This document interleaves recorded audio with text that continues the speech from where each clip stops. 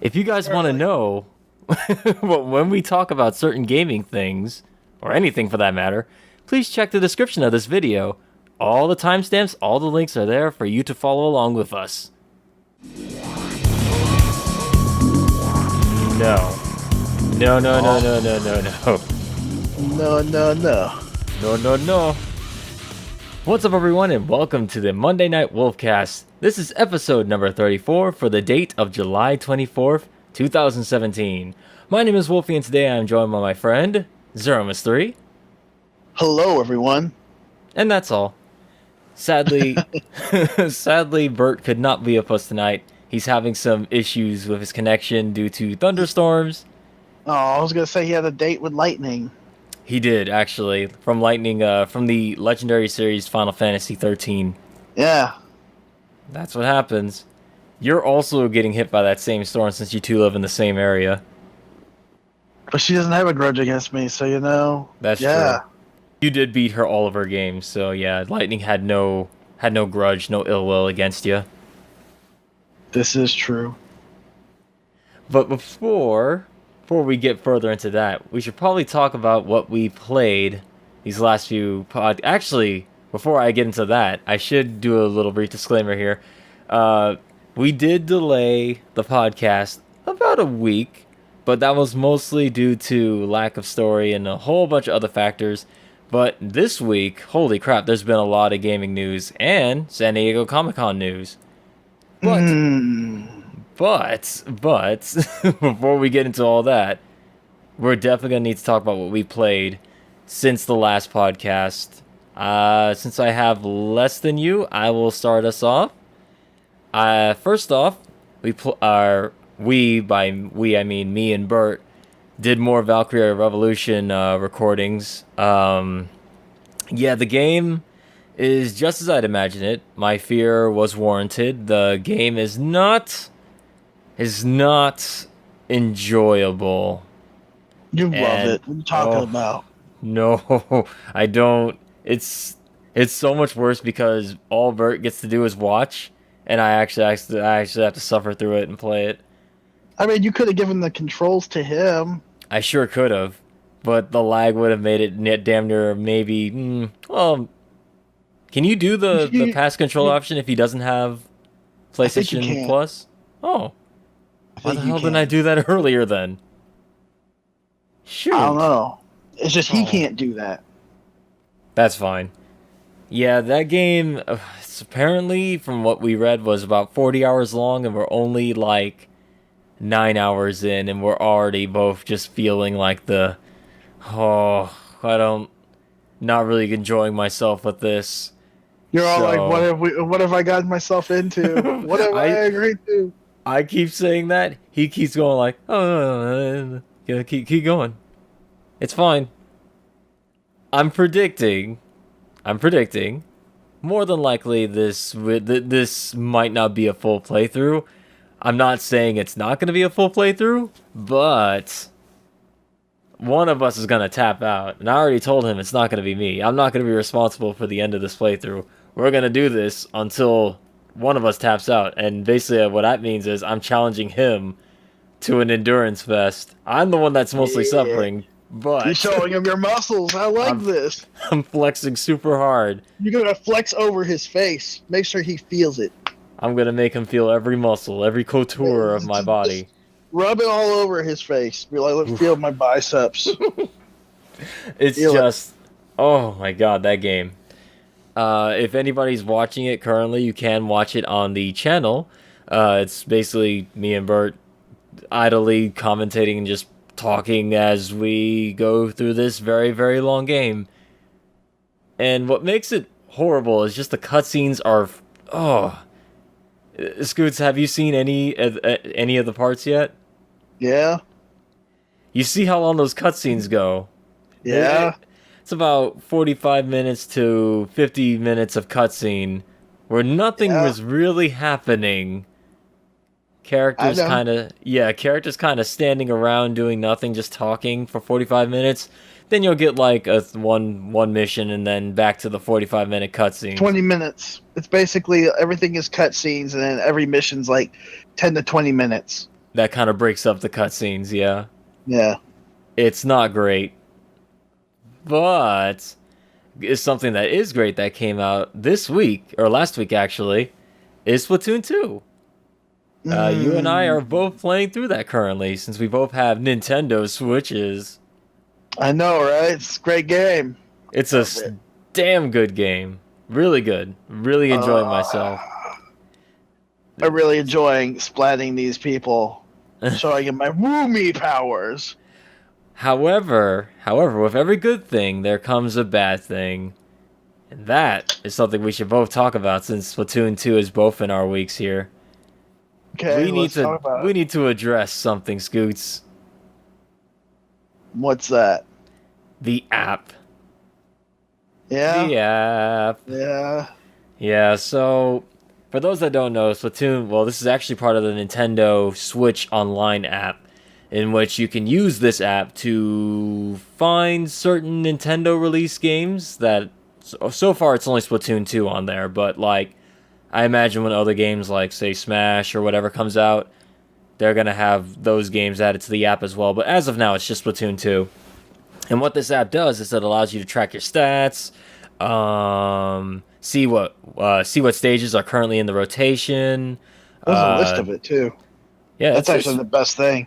It's pretty good. So if you're at work and you're like, man, I can't stop thinking of Splatoon 2, and I don't have my Switch on me, you just pull out your little smartphone and dial on into the app and see what's currently going on. Check your stats. But honestly, the best part about this app, and I think you may agree with me on this, Scoots, is the shopping option, the clothing shop options. It sure is. It allows you to order all these, well, actually it only allows you to order one article of clothing at a time, but there are exclusive clothing items in this app that you can only get by ordering on this app and then picking it up in the actual game once you've linked your Nintendo account to the Nintendo Switch app, and vice versa, yeah, like that. It's basically a way of getting, yeah. I was going to say, like I said, it shows the rotation of all the maps. And I'm all like, so you too can find out when Moray Towers is out. The best stage, Moray Towers. Yeah, that's another complaint really right now. Besides the app, which is a little arbitrary, besides the features we mentioned there, you have to use it for voice chat. And I believe you said, Scoots, voice chat only works in private match. Basically, it makes its own private match. You can't change it. I already tried. So you only can do private match with your friends, and that's about it. That's pretty not great. Going into things that I do like about the game thus far, Scoots, you may have played through the story mode. I haven't touched it at all yet. Yeah. But what are you thinking so far of this story compared to Splatoon 1's? Would you say it's better or worse or better? It's better. And it also comes in full circle with you remember the very last Splatfest for the original Splatoon? I sure do. That brings that in full circle too. Mistakes were made that last Splatfest of Splatoon 1. It explains what happens to those two. Callie and Marie. The old idols, but Scoots, out with the old, in with the new, I say. Let's talk about Pearl and Marina. What is there to talk about? It's one-sided. It's so one-sided. It's not even funny. Super one-sided. Like, I don't know how it is in Japan, but as of now, what I've seen in America, just based on the tons of fan art, both safe for work and not safe for work, that I've seen on Splatoon 2 everywhere, yeah, Marina's kind of taken off while Pearl has just resorted to being this little evil demon monster that people just put in the background if they have to put the duo in. Very rarely do I see Pearl and Marina drawn like together, nicely together. Usually it's one or the other that looks good and the other one looks bad, but yeah, it's like a 95-5 ratio of Marina to Pearl. It's ridiculous. Yeah. I don't know if it's because Pearl is poorly designed or because Marina's it's an Octoling, and I don't know. I think it's a whole bunch of factors with Marina. Has that innocent girl vibe, and of course an Octoling, and different color, and of course She's got that darker skin. embraces the green. That she does. So instead of getting to see Callie and Marie from now on, you get to see Pearl and Marina. At least one of those you might like. Everything will be one-sided. Whatever Marina likes, The world will like. Better believe the whole world will like that. It's crazy because the Splatfest they had before the game came out was cake versus ice cream. I did a stream on that. so how was all the ice cream matches? Oh man, I love me some ice cream battles considering I was on Team Ice Cream. But not because Marina liked it. My reasonings for choosing Team Ice Cream over Team Cake was because ice cream is more consistently good, but the best cake I've had beats the best ice cream I've had. But I'll go for the more consistent thing I'd rather eat. Like if someone offered me at a party, hey, Wolfie, would you like ice cream or would you like cake? I'd be like, let me try a tiny slice of that cake. If it's good, I'll eat it. But also give me some of that ice cream. I will never not eat ice cream. But cake can go either way depending on how it's prepared, who made it, etc., etc. So I went Team Ice Cream. And boy, do I regret that because I had nothing but Team Ice Cream matches. Except for like 3 out of like 30 matches against actual Team Cake. It was so crazy. I don't know if this is a indicator of future Splatfest, but I don't like this because that means whatever Marina picks is gonna obviously win the popularity. I don't know if that's how it's gonna be for the rest of this stuff, or maybe that was because it was the first Splatfest and everybody was like, yeah, I'm gonna represent Octoling waifu for the first one. I don't know. But so what's going to be the next Splatfest? Oh, I'm glad you asked, Scoots. Because it turns out our next Splatfest is going to be ketchup versus mayonnaise. Well, if Marina follows ketchup, it wins. But if she follows mayo, she wins. That's the thing. I think ketchup would normally win this, hands down, because obviously I like ketchup and I don't like mayo. But I mean, you gotta factor in that Marina factor is really strong. Whatever she backs is gonna get a lot of people on that team. So we shall see. And we know how popular she is. All you gotta do is type in Marina on the internet. We don't do that, but you do that and bad things happen. Everything pops up. The good, the bad, and the ugly. Or for some people, the good, the bad, and the sexy.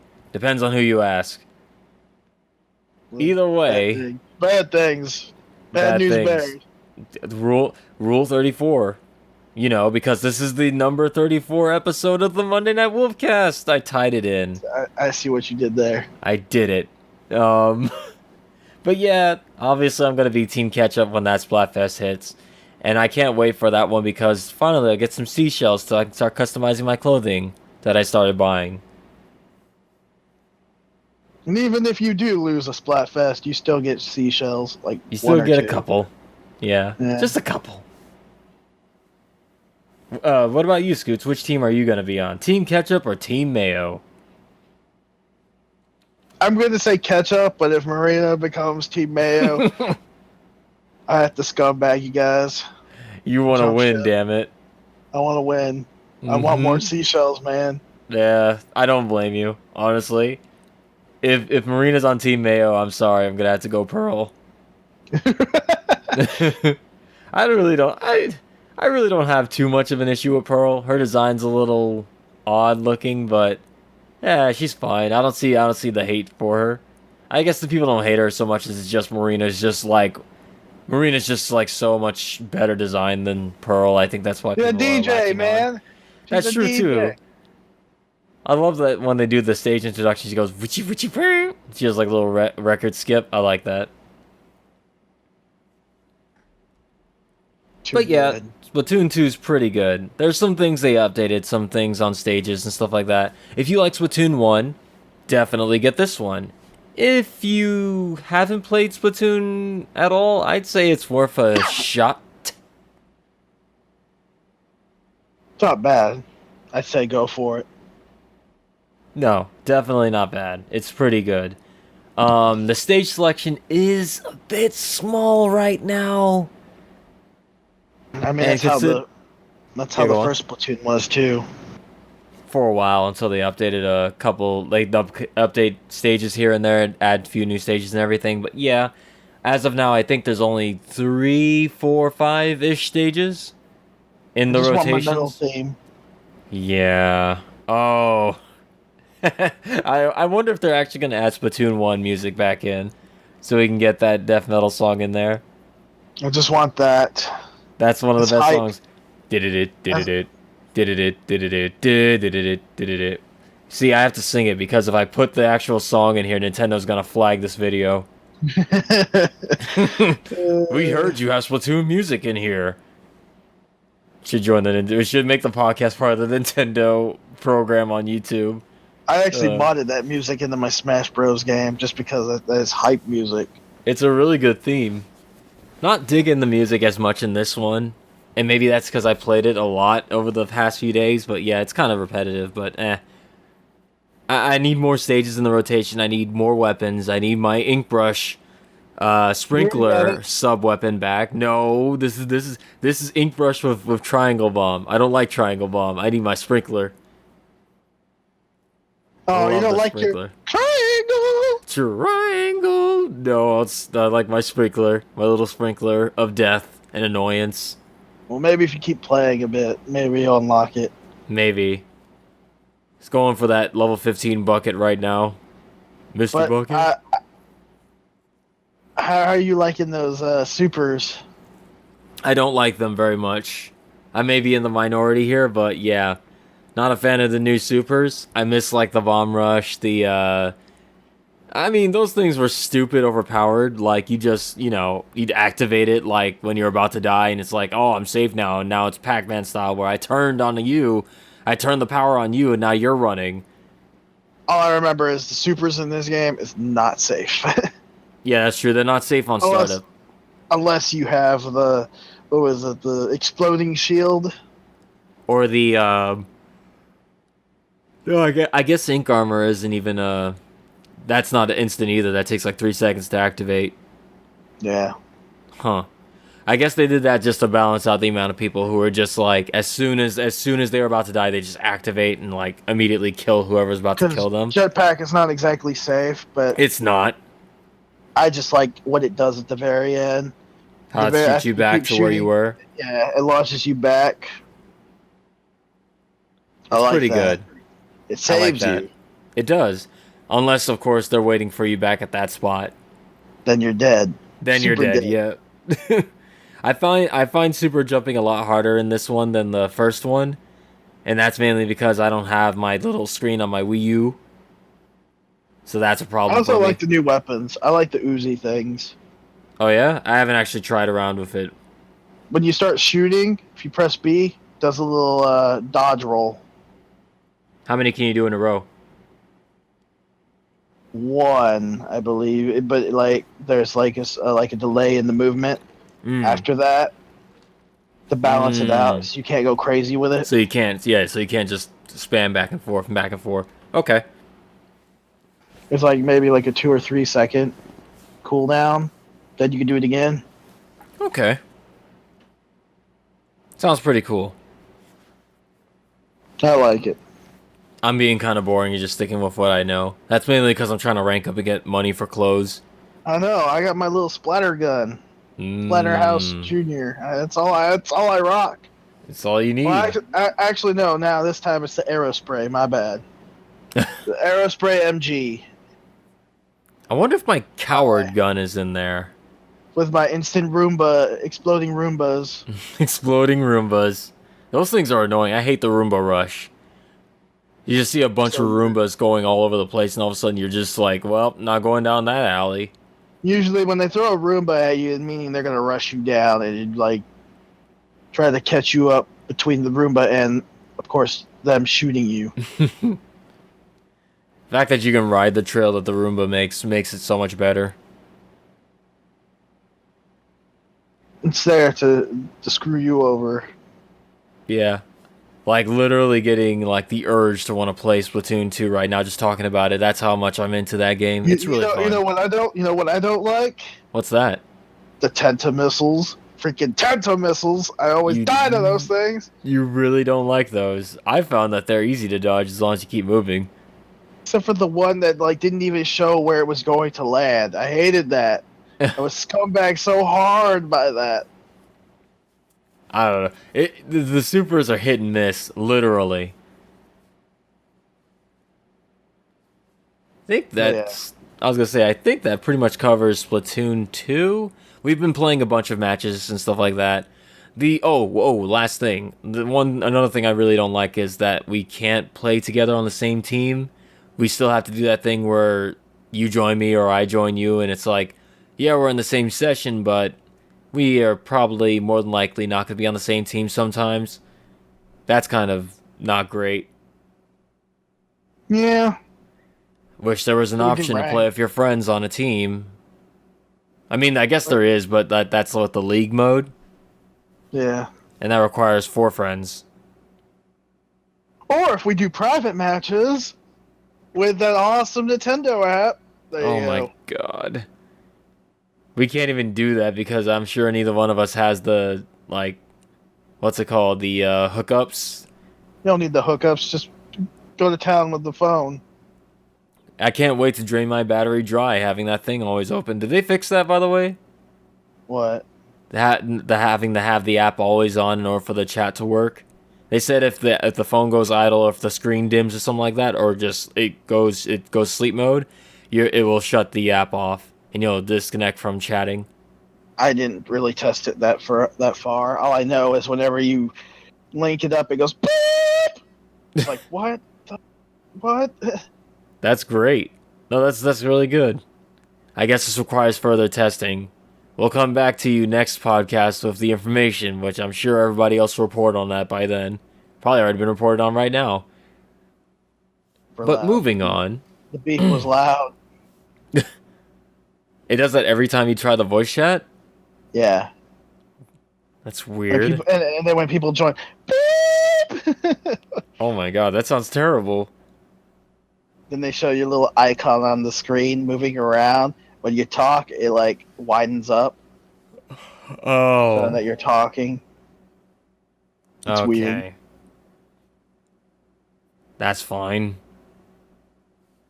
But yeah, anything else you want to say on Splatoon 2? Since we both did that. No, I like it a lot. Single player was an increase. I liked it. It's a really fun game, yeah. We can both agree on that. Let's talk about something else we both did. Yeah. Besides Splatoon 2, we also watched a certain movie. Homecoming. It stars a certain Tom Holland, new young blood into the MCU, Marvel Cinematic Universe. Talking about our boy Spider-Man. Spider-Man Homecoming. We saw that movie. We watched it. Not together. Not together, just for information, but we both saw it. Scoots. I went to my local AMC theater. I got to watch it for $5. Oh, that's cool. I saw it at a Cinemark theater where I got luxury loungers in XD. F you, princess. That's true, but I did pay $10.50 for my ticket, so it's fine. Yeah, $5. You can't beat that. And I get free popcorn refills, even though I don't eat popcorn. Oh, sucks. Come but on, you know what didn't suck? That movie. That movie was pretty good. Yeah, it was. I think. I don't know if I'll rank this better than the original Sam Raimi trilogy, the Spider-Man 1, 2, and 3. but it's up there as one of the best on-screen Spider-Man I've ever seen. I like what it did. Yeah, like, it's... Are you talking about as far as, like, you know, skipping, like, the backstory because we've seen it, like, millions of times already? That, he's very inexperienced. He doesn't know what he's really doing and all that stuff, and I like that. Yeah. I like that aspect of the movie because you don't really ever see that. No, not really. Usually, well... the Sam Raimi one or whatever. Raimi, yeah. Raimi or whatever. That one, you actually do see like an inexperienced Spider-Man at the very beginning where he fights Macho Man Randy Savage. Yeah! Bonesaw is here! I love that. Something I really love about the original Sam Raimi movies is just how cheesy and over the top they are. Like, I love that. I love it. But I like Bonesaw. Bonesaw was he is ready. He was ready. I got you for 3 minutes. Love that movie. But yeah, like, yeah, what you said is right. You don't really get to see an inexperienced Spider-Man, but this one, yeah. If you're going in thinking you're gonna see Spider-Man at his best, like Spider-Man whooping ass and everything, no. This is Spider-Man like the youngest Spider-Man ever on screen. And he makes a lot of mistakes. I mean, he a lot of mistakes. Sure does. He gets his ass whooped in this movie. Yeah. Like, yeah, we're not gonna do any spoilers or anything, but yeah, they're. I think what really won me over with Tom Holland, like I was already on the Tom Holland hype train. Him as Peter Parker, he really sells this role. I love this guy as Peter Parker. He's great. Right. Like, he's not that young, but he sounds and looks that young enough that he could pull it off. Like, I know you remember a certain part of the movie where he has to interrogate someone for the first time. It's really... It goes hand in hand with, like, the experience. He's not really good. It's so good. It is such a... I like how... Yeah, that moment right there is just like... Yeah, he's new to this. He doesn't know what he's doing. It's really good. There's a lot of moments like that in this movie. And it's like... Yeah, the villain and everything done... While Marvel, everybody says Marvel has a problem with their villains being kind of bland and one note and just kind of forgettable. I think this one was slightly better than the norm. Vulture was, Michael Keaton as Vulture was, I won't say he's the best villain Marvel's had, but he's pretty good. So when are they gonna do Mysterio? Ooh, that's what I'm hoping for in Spider-Man Homecoming 2 or whatever it's going to be called. I hope they do a villain that has not been done before. Like they did Vulture in this one because, let's face it, I think so far in the movies, counting every single one, the Sam Raimi, the Amazing Spider-Man movies, and this one, they've done Green Goblin, Dr. Octopus, Venom, Sandman, Electro, the Lizard... I think there's Venom. one more I'm missing. Was that all of them? Venom. Yeah, Venom. Yeah, Vulture. So you're right. There's a ton of villains they have not done before. Oh, don't forget about Rhino. Oh my god, don't get me started on Rhino. But for what? The 3 minutes he's on screen at the end of Amazing Spider-Man 2? Does that even count? No. Yes. Yeah, no. It's... Yeah, they've done a whole bunch of villains, but yeah, you're right. Mysterio would be so sick. I would love... There's a bunch. I guess... No, I don't really like Hobgoblin. But like... Well, I mean, you can't do Hobgoblin until you do Green Goblin. That is true, and they have not technically done... Every Spider-Man film series has done the Green Goblin already, except for Homecoming. But actually, it seems like they're hinting at Scorpion being the next one. There was that, and you did see Shocker in the movie. You know that, Yeah, right? that's true. Yeah, He was in the movie somewhere. You know, he sure was. he And was inexperienced too. He sure did. He sure is the most inexperienced. He got, yeah. The best way to put it is everyone's inexperienced, except for Tony Stark, Iron Man, who's been doing this for a while since the Avengers movie. So he's kind of the father figure of the movie, and he's not as prominent as a lot of people thought he would be. Like everybody was saying, you know, it's gonna be Iron Man 4 featuring Spider-Man. No, it's not. I think Iron Man has a total of what, 7 to 8 minutes on screen. It's not that long. And when he did show up, it wasn't like, look, it's Iron Man from the Avengers. It was more like he's showing up because there's a story reason for him to be here, which I appreciate. He wasn't just shoehorned in.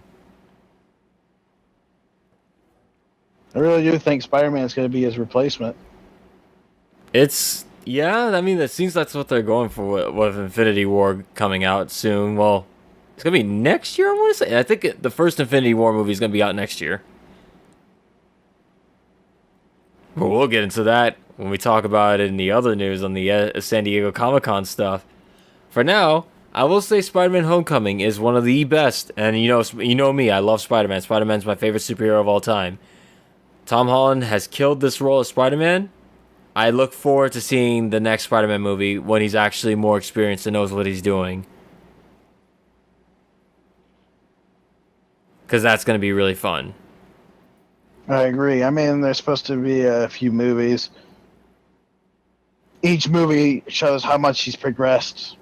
Exactly. And I didn't realize I wanted Mysterio until you said that, and I was like, man, Mysterio would be so good.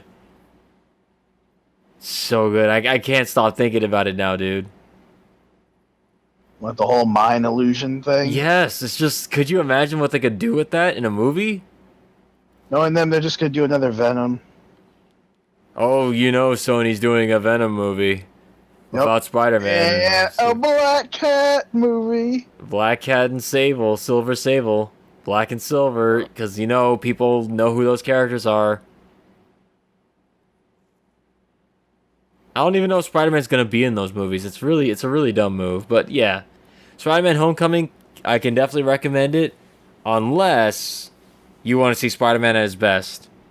And by that, I mean, like, experienced Spider-Man. You're not going to get that. You might get that in, like, the third movie or something. Yeah. He's new. He's young. He doesn't know what he's doing. One last thing I want to mention is, like, there's a lot of good, funny scenes in there. One of my favorites is the one where he was trying to go through the little neighborhood. And he gets to that giant open field and he tries to shoot a web to, like, you know, do the swing. And it just shoots out and just flies out in the middle of the field. He's like, what the fuck?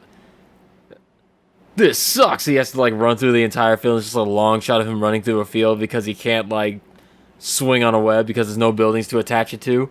That was really funny. I love that stuff. Little moments like that I enjoyed. My favorite one is whenever he's running through everyone's yard. Oh, the Ferris Bueller thing? Yeah. That's a funny homage. he just runs into every fence. He's destroying everything on the way there, yeah. He's being a menace. Spider menace. He hits that mailbox really freaking hard. Yeah. Some great moments in there. But yeah, that's good scenes in that. Like, it's so good. Definitely go see it.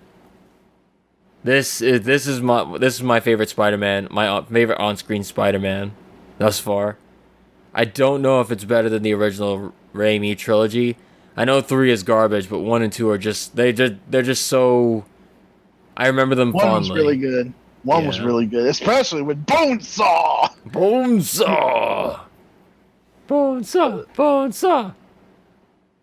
I think Spider-Man 2 is my favorite of the original 3. That 2 was good because it explained Doc Ock. It did, and they made him likable. But then 3, there was something. 3 was a movie that we don't talk about. had that really. The thing I feel everybody like they remembers could've from done- 3 is the dance scene where he slicks his should've- hair back emo style and he does the dance. Like I said, they should have done Venom and Carnage.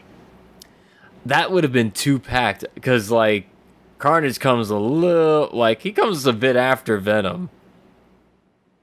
But it's like based off of Venom. Like Yeah. a bit of Venom comes off, and then it lands on what was his name? Cassidy. Cassidy. Yeah. Then it just like it goes haywire and becomes red. Yep. Then it becomes Carnage. I don't think you could do Carnage in a PG-13 movie. At least not do the character justice that way. That dude's a freaking psychopath murderer. Yeah. It's got to be especially bloody in and the gory. Especially Oh, in the yeah. Ultimate Universe. I never makes read the Ultimate Gwen- ones. He kills Gwen Stacy, like makes her super dead. Oh God. Well, there's a Makes her good into thing. Mummy. I was gonna say, good thing Ultimate isn't canon. Yep. Yeah, all I remember is the Maximum Carnage story, which I find would be very hard to put on screen, unless you made it rated R. Just goes through the whole city murdering on a murder spree. But yeah, that's Spider-Man Homecoming.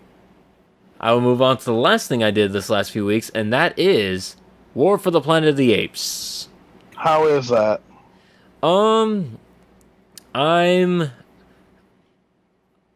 think I'm going to be in the minority here when I say I didn't enjoy it as much as the first two. I liked it. That's not to say it's a bad movie. I liked it. But I did not enjoy it as much as, like, the first, what was it? Rise of the Planet of the Apes. I love that one. The first one is by far the best, like, of the now trilogy, I'd say. I really I enjoyed still the like first old one. school. Oh, the 1968 ones? I like those better. That's just me. Get your hands off me, you damn dirty ape! Yeah. Yeah. The story of Caesar continues in War of the Planet of the Apes. And yeah, I don't know. I found it in the same sense as the certain movie I can't mention by name anymore, in which it did seem the first 30 or so minutes of the movie is good, but then something happens and the characters go somewhere, and when they get there, the movie stagnates for like, it just kind of stagnates for an hour, and then it's just an hour of just suffering, and it's not fun to watch. I mean, maybe I get that that's like what they were going for, but for me, when I go watch a movie, I usually want to either have fun or at least come out saying that was a good, like, I like action movies and fun movies. Things where I turn my brain off, or just something that makes me go wee as I watch it. So, I don't know. I'm not down for no comedy for you. No comedy, no what was it? Don't like comedy movies, no. Like straight comedies like I don't know, Neighbors, and basically like frat party movies where it's like the parents are out and the college students are in and they're about to wreck house, and it's like, woohoo, we're partying, we're drinking, I'm gonna jump off this table, don't you jump off that table, and then there's that trailer pause where the person jumps off the table and smashes their head, and instead of landing on it, and everybody's like, oh, he gets up, I'm okay, the house party 2018. I don't like comedies like that. Usually, if I see a comedy movie, it's gonna be something really, really fucking stupid, like Austin Powers or Kung Pao or something like that. Those are the only comedies I like. Nice. I don't know. Yeah, I like Kung Fu Hustle. I never saw that one. That's the one with the. Oh, it's basically they defend an apartment building from the mafia or the Yakuza. My bad. That sounds funny. And because they just want to live in the apartment, all these people, and then they fight these people like these Yakuza people with hatchets. Oh yeah, that good old kung fu movie trope. of having hatchets. And then the Mafia's OP warrior is this guy with bitch and flip flops, like little girly flip flops that doesn't even fit the guy's size, and he's wearing like some super short shorts, and he's wearing like a tank top. He has like long hair. He's bald at the top. And he's smoking. It's really funny. This movie sounds great. I need to see that. That's the kind of shit I'm talking about. And of course, the voices don't sync. Yeah, that's what I like. It's like, for me, it's like you gotta be stupid. Like you gotta be really stupid to make me laugh. It's like I don't find a lot of jokes funny, but if something's really really dumb, I'm in. Like go all out with your comedy. Make it really really stupid, and I'll watch it. I also heard good things about Kung Fu Soccer or whatever it is. Shaolin Soccer? Yeah, I heard that's really funny too. But nothing can beat Kung Pao, just because. No, Kung Pao is like one of the original. That's the hole in the dude's chest. He's like, God damn! How is that possible? That's that man's stomach plug back there. How did you do that? It came out like one clean chunk. It's really funny. And then the one boob chick. Wee wee. So there's so many good moments from Kung Pao. I love that movie. Yeah. But yeah, I got sidetracked. War of the Planet of the Apes. I don't know. It was dreary, but I liked the movie. But yeah, I didn't enjoy as much as the first two.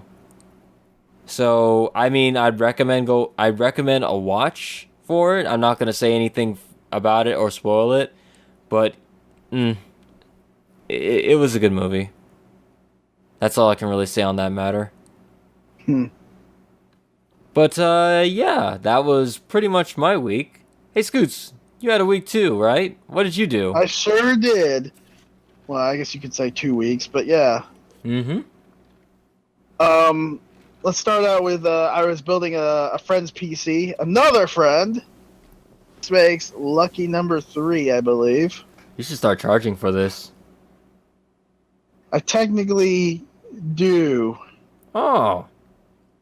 But yeah.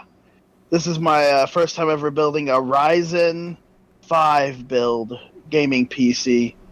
That is basically the AMD's processor equivalent to the Intel i5.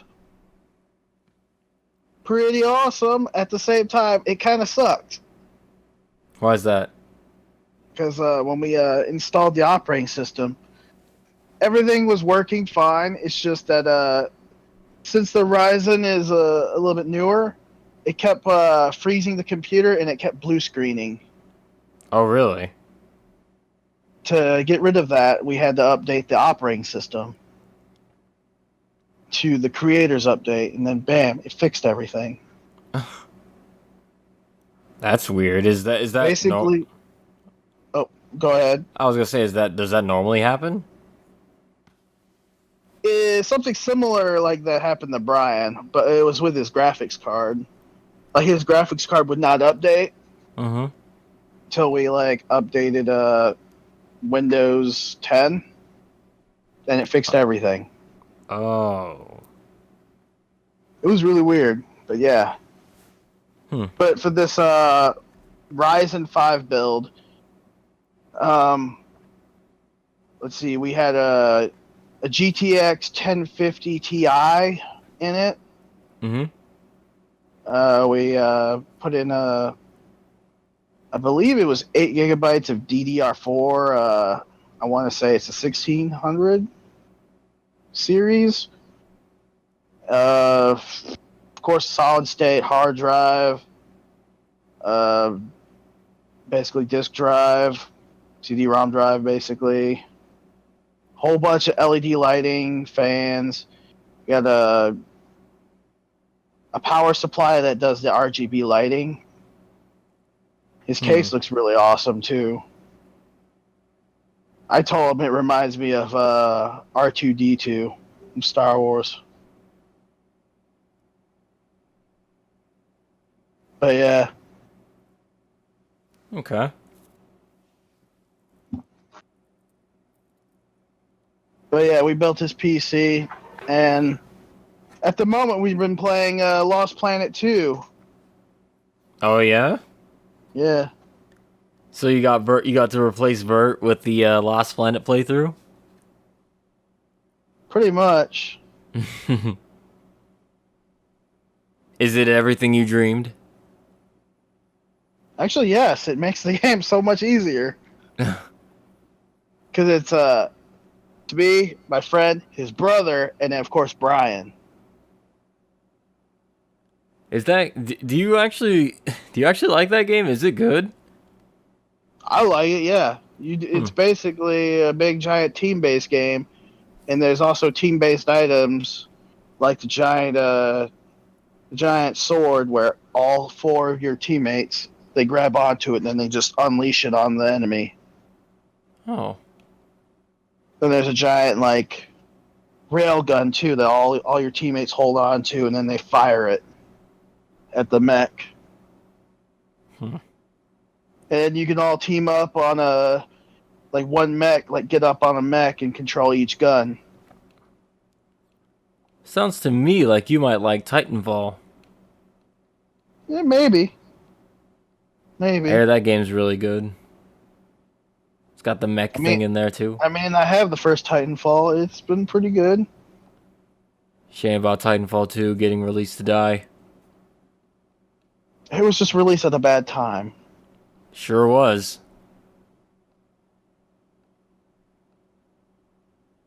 But yeah. And let me see. Also played some Tekken 7 and Street Fighter 5. Tekken 7, it's just because we've been playing it so many times, you guys have been dominating me. Due to my choice of characters. Oh, that reminds me, Scoots. That reminds me, this time it'll be different because I set up my shortcuts. Take that. Oh, is that so? Take that. I have a surprise for you, though. Oh God, you got a surprise for me? No. What's the surprise? I forgot to mention in my week, I got something. Uh-oh. I got this. Let's see if you can hear it. So you got an arcade stick over a graphics card? Yeah. So if I hear you complaining about stages in Tekken, it's lagging so bad. I'm gonna be like, hey, bitch, you should have got a graphics card. Oh, that's funny. Your reaction was what I expected. Well, at least now you can play VF and dominate Bert. Yay! That's all I wanted. That's all you wanted to do was dominate him in VF. I'm learning Tekken and all the other games on the stick too. So apparently, you gonna play King? You gonna play King with that? I might. I gotta get used to it first, so I'm using Paul still. So, what arcade stick did you get? You'll be happy to know, it was a Razer Panthera. How much did that cost you? Well, normally the running price for this arcade stick is $199. However, due to all the Bing searches I've been doing, oh my God, and that's a lot of searches, and the gift card, I was able to knock that bad boy's price down to $125. Wow, very doable. Here's mine. What stick is that? That is the TE2 Plus. Oh, that's a good one. And it's rocking the Octagate instead of the Square Gate on the actual stick itself. Oh, that reminds me. Thanks for saying that. I need to order the Octogate for mine too. While I'm here. Well, you just reminded me. I'm gonna go on Amazon and do that right now as we talk. Octagate's amazing. Yeah. No, I just need to replace the ball top with the bat top. Then we're in business with Tekken. I like that. You and me are bat tops all the way. Because I do not like ball top with Tekken. It does not feel right. Indeed. But yeah, back to your Tekken. Sorry to interrupt. You just reminded me. I was like, oh yeah, I was playing on the arcade stick yesterday. I was doing ranked matches and of course learning new combos with Lars and Kazuya. And also learning some Fang stuff. Oh? How do you like Fang? Baby tantrums. That's all you need to know. Combos that end with the baby tantrum. And really, that's all you need.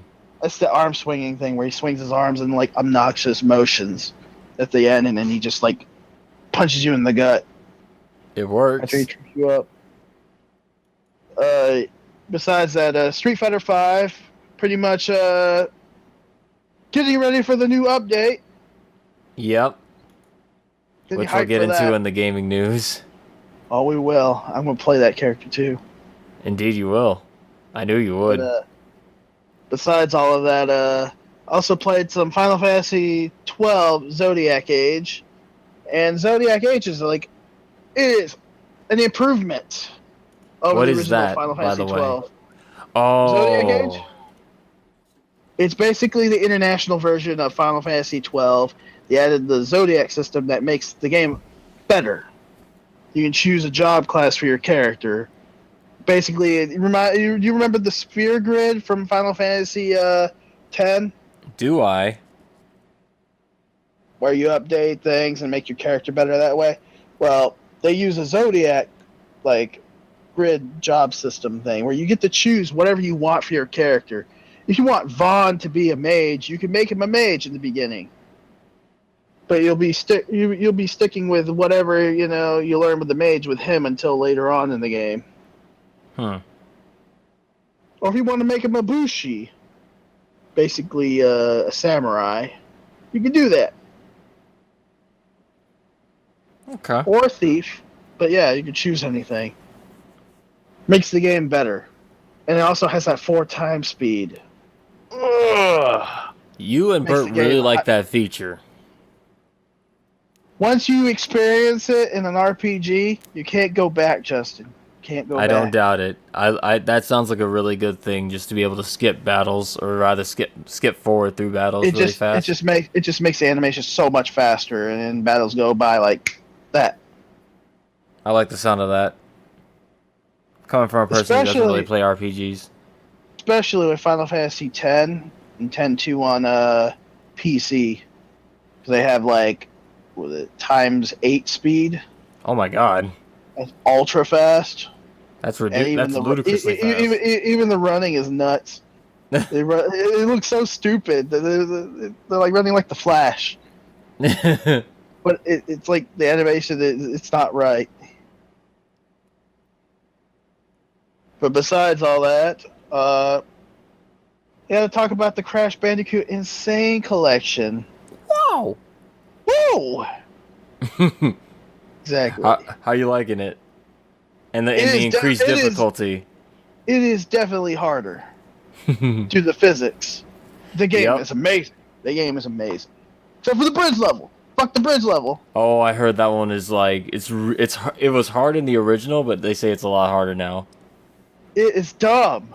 That level is like precision jumping. Dumb. You're making me want to get the collection.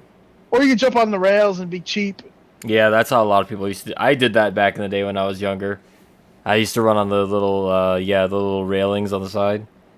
But yeah, Maximilian dude has a video on him actually doing that with a whole bunch of his friends, and they pass off the controller every time they die. They died so many times on the bridge level. And I watched this and I'm just like, oh, I know how they feel. It's crazy. It's funny too because Crash Collection has done so freaking good. I'm glad to see it's doing well. Can't even find that game anywhere where I live. That's true. I'm gonna have to get that game actually. I mean, I was gonna get it eventually. I was waiting for a price drop, but yeah. How much was it? Is it like $40? $40. Yep, $40. That's not bad. That's not bad. All I was playing was Crash Bandicoot 2 because I like that one. Cortex Strikes Back. Yeah. My favorite is still just Crash 1 because I'm basic and I like it. Well, you like it because it's the actual platformer one. Yeah. That one is basically 100% platformer. It is. 2 was more action. Actually, you know what? 2 was a mix. 3 was the action one. Yeah, 3 is the fan favorite, I want to say it is. I like 3. A lot of people like 3. I'm glad this did good. I'm hoping for the game I really want is the Spyro collection. Yeah. Spyro collection. It has Spyro 1, Spyro 2, Spyro 3, Ripto's Rage. Or was Ripto's Rage the second one? I can't remember. I only have Spyro 1, but I do remember playing 2 and 3 at a point. I never played 3. 3 I played 1 and 2.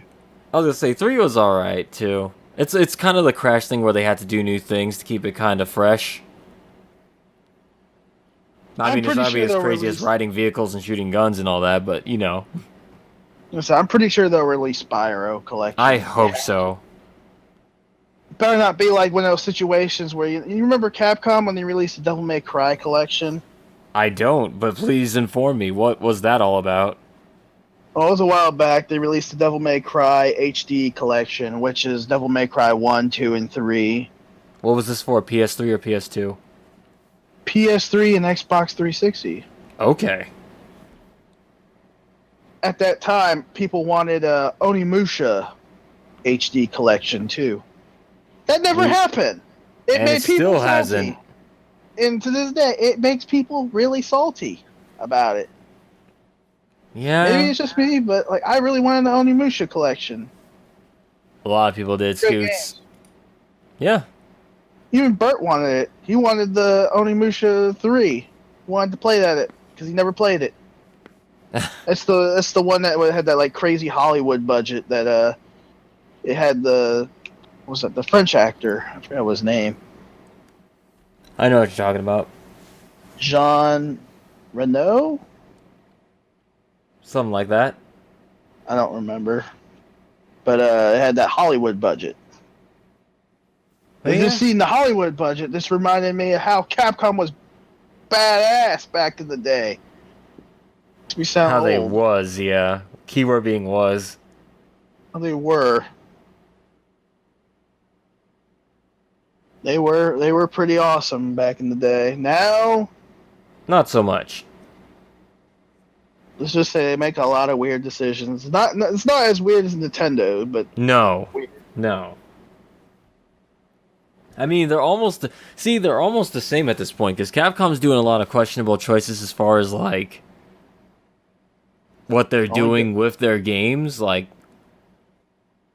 they've had a lot of issues with like bad press, bad publicity, bad all that stuff from doing like everything. Yeah, on this DLC, the Marvel's Capcom Infinite thing, the we gotta talk about Street that. Fighter 5. Oh, we're getting into all that later, but like Street Fighter 5 thing, there's a lot of things they have issues with, and it's like Nintendo is just like, well, we make good games, we do bad things behind the scenes that make the games either like arbitrary to do things with, or arbitrary to do certain things in the game with, or we'll just make it so you can't buy the actual platform that these games are played on because we're stupid.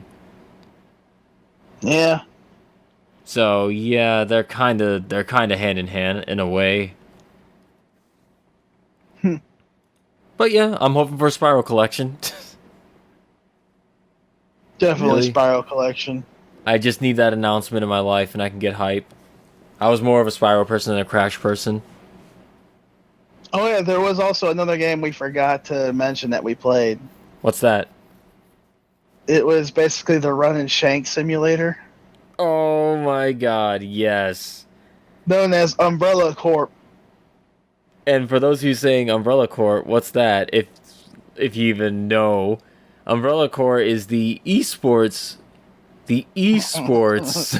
friendly Resident Evil game, loosely themed on the Resident Evil franchise because it's got zombies in it. And it's also got people that are dressed like the like Hunk a little bit.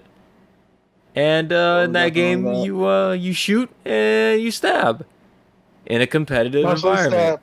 Mostly stab. Yep. Mostly crawling. dashing, and stabbing. That's the whole game. So that game was available in a Humble Bundle a week or two ago for about $1. Scoots, myself, and Bert decided to invest. Well, not Bert, because he's dirt-ass poor, but we all invested $1 into it. Got ourselves some Umbrella Corps. Played, I'd say about, 30, 45 minutes, an hour about, of Umbrella Best Corps. $1 of your life, right? I'd say, despite the amount of bullshit and just how, horrifically bad that game is, it is so much fun to play with friends and just stupid fun of just trying to shank each other to death with knives. You remember the guns I made? The stupid gun I made? It's a damn Luger with a giant ass suppressor on it, with a sniper scope on it. It was pretty good. I made it blue. Yep. It was dumb. I'm gonna try to get all of us to play it again so I can record it and put it on the channel, because we had a lot of stupid fun with that damn game. I'm going to show you my grenade launcher in that game. That thing's dumb, too. It's really, really stupid fun. Like Gang Beasts or something like that. It's just it's a really stupid fun game. I will not recommend it to anyone to buy. Do not buy Umbrella Corps at all. Nobody do that, please. Unless you like playing with us and like doing stupid stuff, like making a dumb Luger. Yep. Or a grenade launcher with a giant suppressor on it with a sniper scope. Yeah, that game is not well designed at all. Don't know how that works, but it works. Like, silent grenades, let's go. Like, all they really needed to do was make a Mercenaries game for the PC, and that would have been fine, but no, they had to do this. I'm surprised they still haven't done that. They made the Mercenaries 3D, but where's the Mercenaries in general for, consoles, PC, whatever? The giant Mercenaries game. Because, Scoots, it's not competitive. It's not esports friendly. Umbrella Corps was, and that's why it did so not great. In fact, I think that game did so poorly, they just kind of put it to the side. Wasn't that around the same time as Overwatch, and for the much lesser part, Battleborn?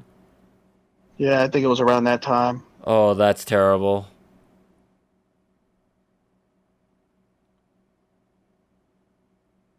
Well? That game was pretty bad. Yeah. It wasn't... But at the same time, it was a good $1 game. It's a very good $1 game, especially if you have friends who are willing to play it with you. And you're not taking it seriously. Only buy it when it's $1. If it's not $1, don't even look at it. And even then, I don't think I can recommend it for $1. Don't even listen to us. Yeah, in fact, just turn the podcast off right now. Just go do something else. Please don't turn off the podcast. Please don't turn it off. Don't leave us. It's like, yeah. It's funny because we're trying to recommend it, but at the same time not. Like, if it's free, try it out. Don't buy it. Don't even hit the give it to me for free button. It's stupid. The game is so dumb, but we had fun. We sure did. Know what else is fun? Gaming news.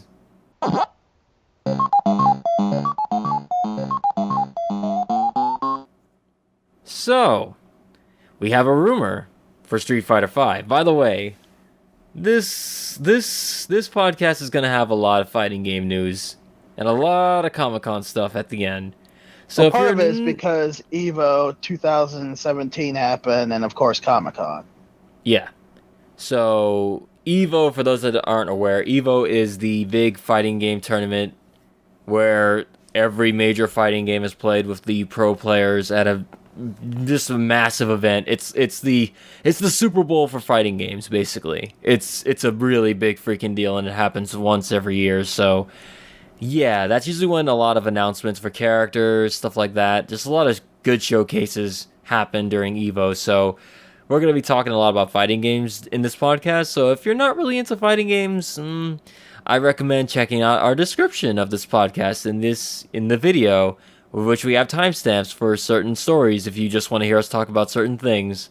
That's all I can really tell you before we get into this, because we're going to be talking about a lot of fighting games. So here we go. Street Fighter V rumor. Sagat, Sakura are in for Street Fighter V. Oro, Viper, Necro, and Q are not. And there goes my interest in future Street Fighter V stuff. That's just a rumor, though. That's true. No need to bust a tumor. It's nothing but a rumor.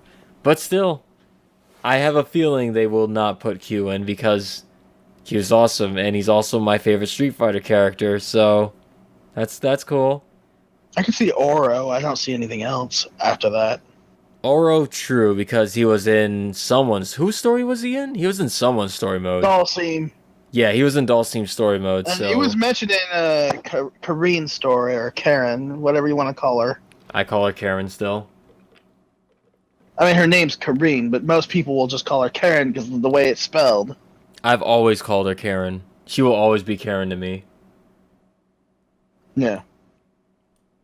But yeah, he was mentioned in her story as the guy that her grandfather fought. He's a very old man, and he's very strong.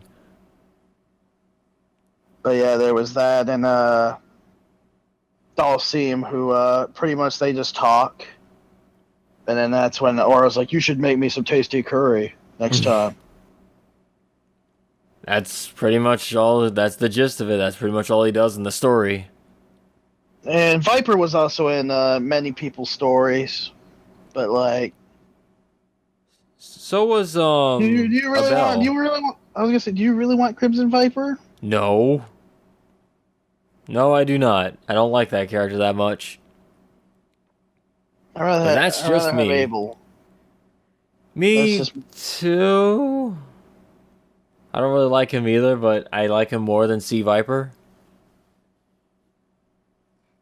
I don't really like a lot of Street Fighter 4 characters, actually. You like Poison? Poison's fine. I like Poison. It's okay.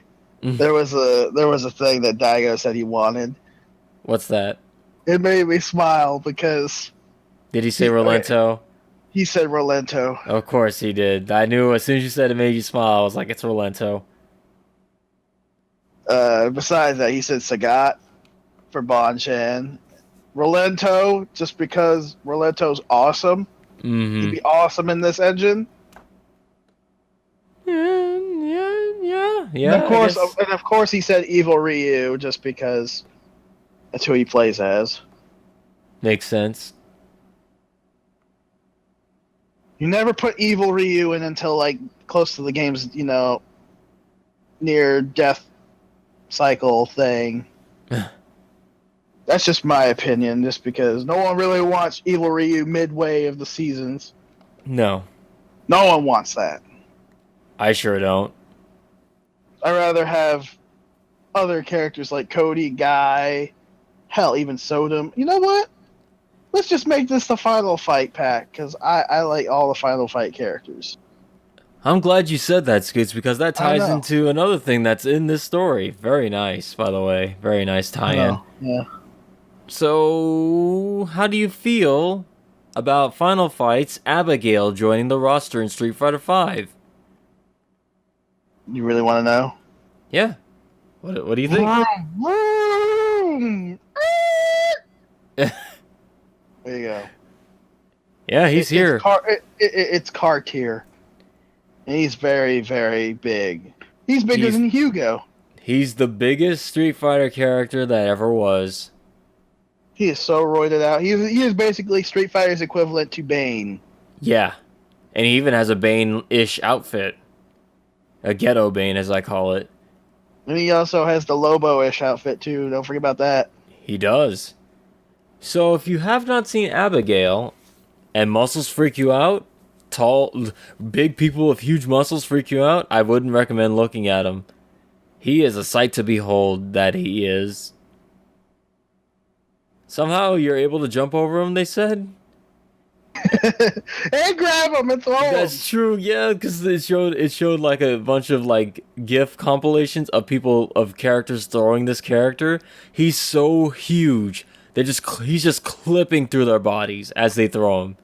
My favorite one is the Ed one, where he like punches you straight up in the air, Yeah. And he just like, yeah. I was just laughing at that.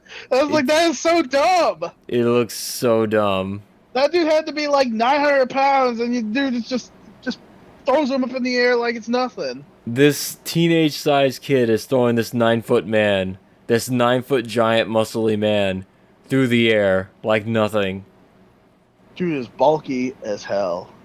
And then, It's of course, crazy his V-trigger, he has max power!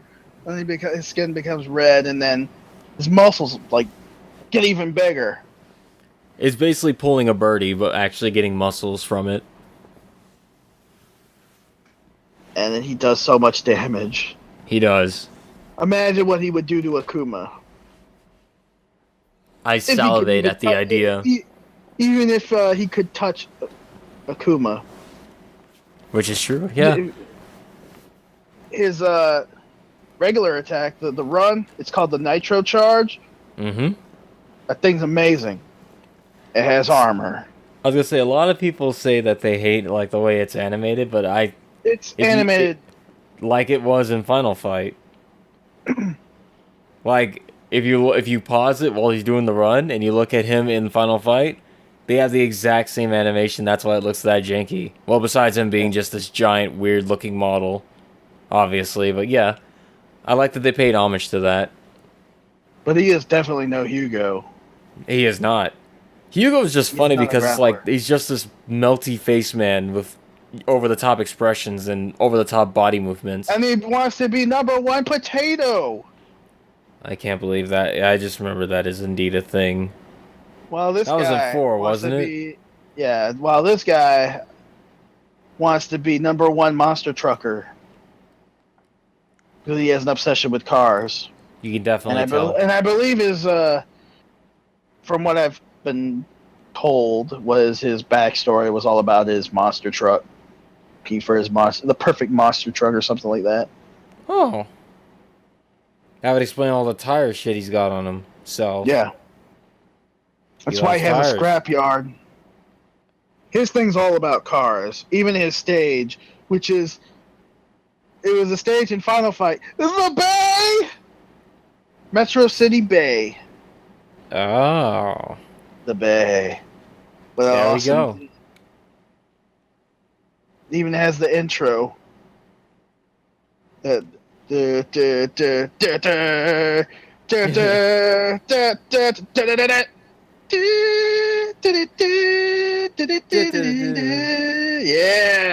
that's the one. Theme. That's it's a pretty good theme. Yeah, I really like it. But it's all in metal form this time. Speaking of metal, Abigail's theme is metal as shit. Yeah, it's death metal a bit too. Actually, not death metal. It's just metal. Screamo. Yeah. Like when you hear it, you'll be like, "Oh, I see." You gotta put him in overdrive. That is true. You gotta put him in that overdrive. That's what. Oh. There's gonna be a lot of car stuff of him. You know, whenever he does that nitro charge, have you noticed that he makes that vroom noise? I did not actually. Sometimes he makes the dumb vroom noise. Yeah, that character. Did you see on the reveal trailer just the amount of dislikes to like? People really don't like this character. But yet they do. Yeah. I don't know if it's because it's the way he's modeled or if it's because it's Abigail, but it's the model, but like the moves are like the best part about the character. Yeah. He has that one grab I like where he grabs you and it flicks you in the face. With his giant over-the-top sausage fingers.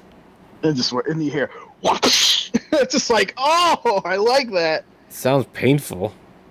Then he has the command grab where he just throws you up in the air and he just bitch slaps you. Then there's one where he throws you in the air and just lets you fall. Yeah. And he goes, Abigail! Abigail! It's very weird. And of course the run, he could do like so many different things. Yep. With the run. You know what? He can slap you, he can flip on you. You have to play that character too. For great justice, we have to destroy the Burts. Well, one Abigail will be successful. Who will it be? Find out next podcast. because he'll be out by then. He comes out next week.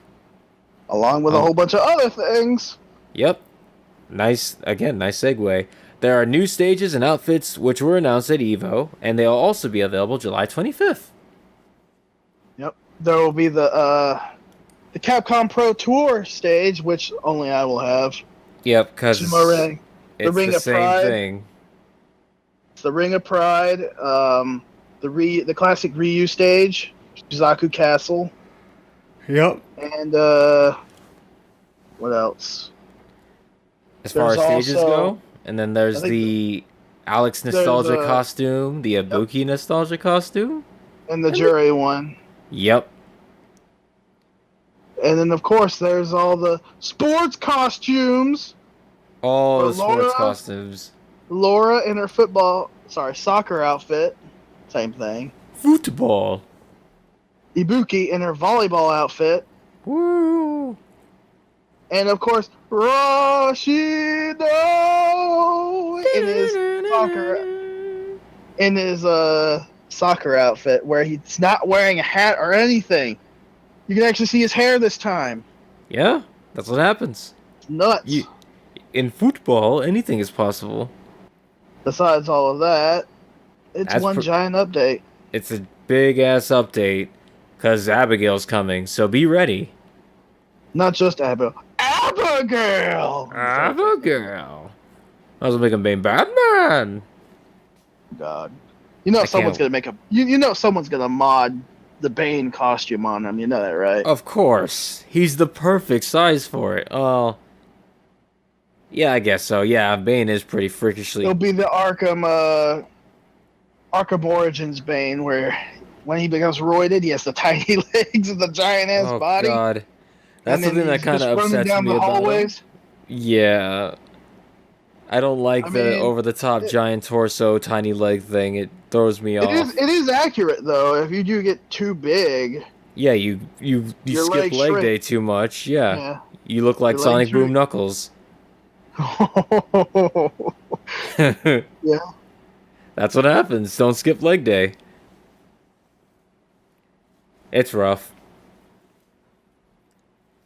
Guess that's all we have for Street Fighter V. It's time to move on to the next story. So, Uncle Grandpa Meatball Fighter Nidhogg 2 will be launching on August 15th. That's next month. That's close. Sure is. So, for those of you who... sorry. No, go on.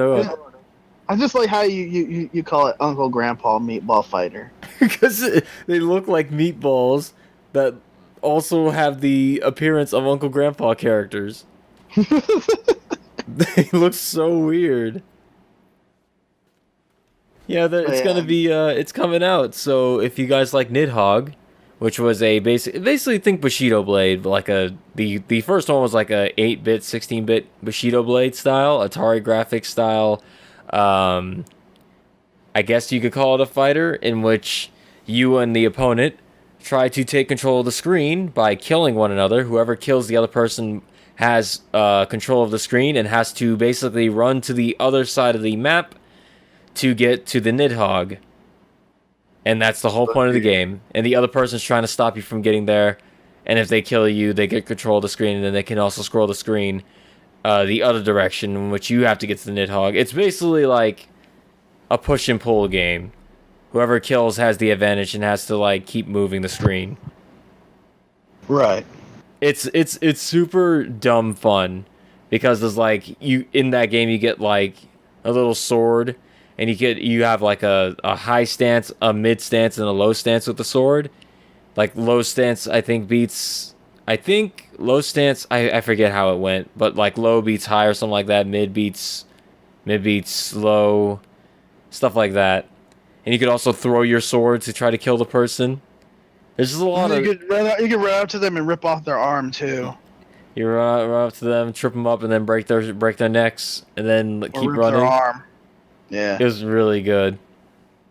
But Nidhogg 2 decided they wanted to go with a different direction, art direction, as we've stated many times on the podcast before. Bert and I were not too fond of the art style of the game, hence why I call it Uncle Grandpa Meatball Fighter. With a hint of Simpsons in there. With a hint of Homer Simpson. You can change the outfits, I guess.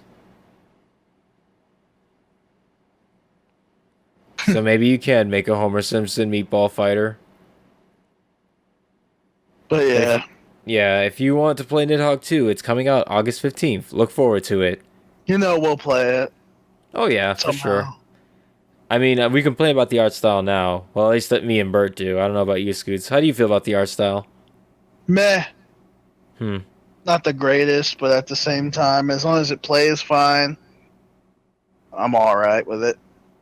It does look like it plays fine for the most part. All we're gonna hear is "Arr!" a lot of that. They're gonna hear a lot of that. That's pretty much what the game is. A lot is just stabbing and screaming. Nidhogg 2, coming soon. Our next news story is Nintendo ends the production of the Standard Edition 3DS in Japan. That's is it the pretty new much all 3DS though? No, the new 3DS will continue forever. That way they have no excuse to make. Yeah, I was gonna say that way they have no excuse to, just dedicate their time to Switch. It's fine. It's fine. We're slowly working our way there. The Standard Edition 3DS is gone in Japan. Soon the others will follow. Hopefully. No, I'd make another one. They will. The 3DS is too successful and popular not to keep going with it at this point. It'd be dumb of them to stop making production of it, even though I would prefer it if they did so they can make more games on Switch. I think the 2DS XL is supposed to be coming out here soon. A 2DS XL? Oh, yeah. I thought it was already out for some reason. Maybe it's because I started seeing signs of it in stores. I think it comes out the 27th. Ah. Okay, well. Wait, does the 2DS XL fold? Yes. That doesn't that defeat the purpose of the 2DS? Because the 2DS is supposed to be kid friendly, that they couldn't break it? Yes. Alright then. I guess this is just for more responsible kids who won't fold their DS backwards or 3DS backwards and break it. Oh, the 28th is when it releases. Close enough. 28th. Get your Splatoon. I still have Splatoon on the mind. Get your 3DS. The 2DS XL. God dang it. 2DS XL. I might get it someday. Why? Someday. But you already got a 3DS XL. So, it doesn't stop me from getting more. You should know this by now. But, ugh. It's your fault they keep making these things because you keep buying them. They'll never stop. They'll never get my 100% dedicated Nintendo Switch. Nintendo. No, I won't get it. I just wanted to say that to see your reaction. And get me an aneurysm on the podcast, and then it'll just be you. There's like two different shitty colors. It's like the teal blue and what was the other one? There was the white orange. Ooh. They're really shitty colors. Well, teal blue is probably like the best one out of the shitty colors. It's like the original 3DS. Also had those kind of colors. At this point, I'm like, why did they not do this a long time ago? Because Nintendo. When it was relevant, and when you really needed to buy something at a cheap price. Because Nintendo's gonna Nintendo, Scoots. You know this. Yeah. We'll get into that a little later too. Yeah. But going off of that, we're gonna move on to the next story, which is Shin Megami Tensei Strange Journey Redux trailer shows off the upgrades.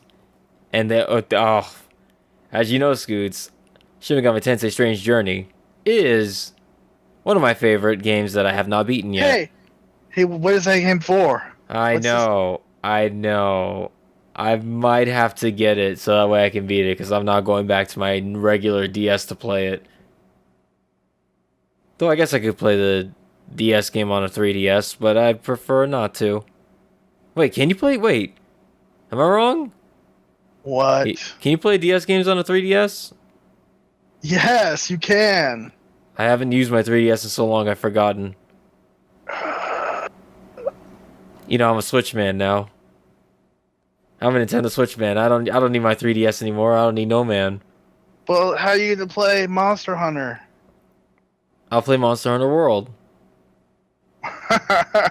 Oh, I think that's gonna be delayed. It's gonna be really good, that one. Can't wait. Moving on to the next news story. Tekken 7 DLC adds Ultimate Tekken Bowl in August. At the same time, I'm the only one that's gonna be playing that. Probably. But we should get into the real thing that was announced for Tekken 7. Ooh. You know exactly. Yeah, that feeling right there. You feel it? You feeling that? That is That's my nipple right now.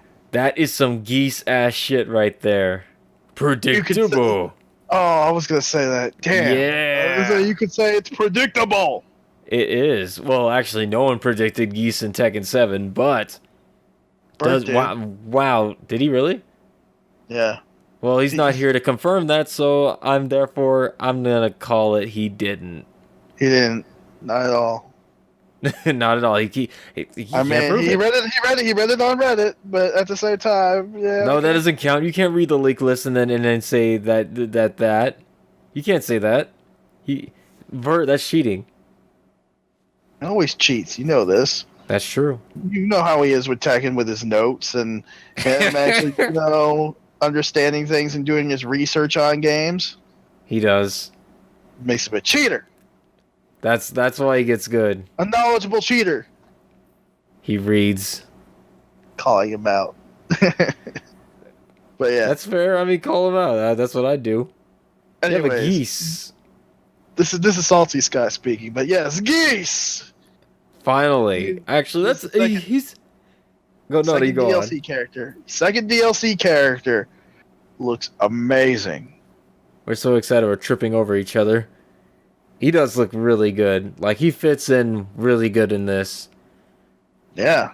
Stay down, maggot. Double Reppuken. Double Reppuken! Yeah, I love that he's, like, English, too. Like, they kept him English instead of giving him a new voice.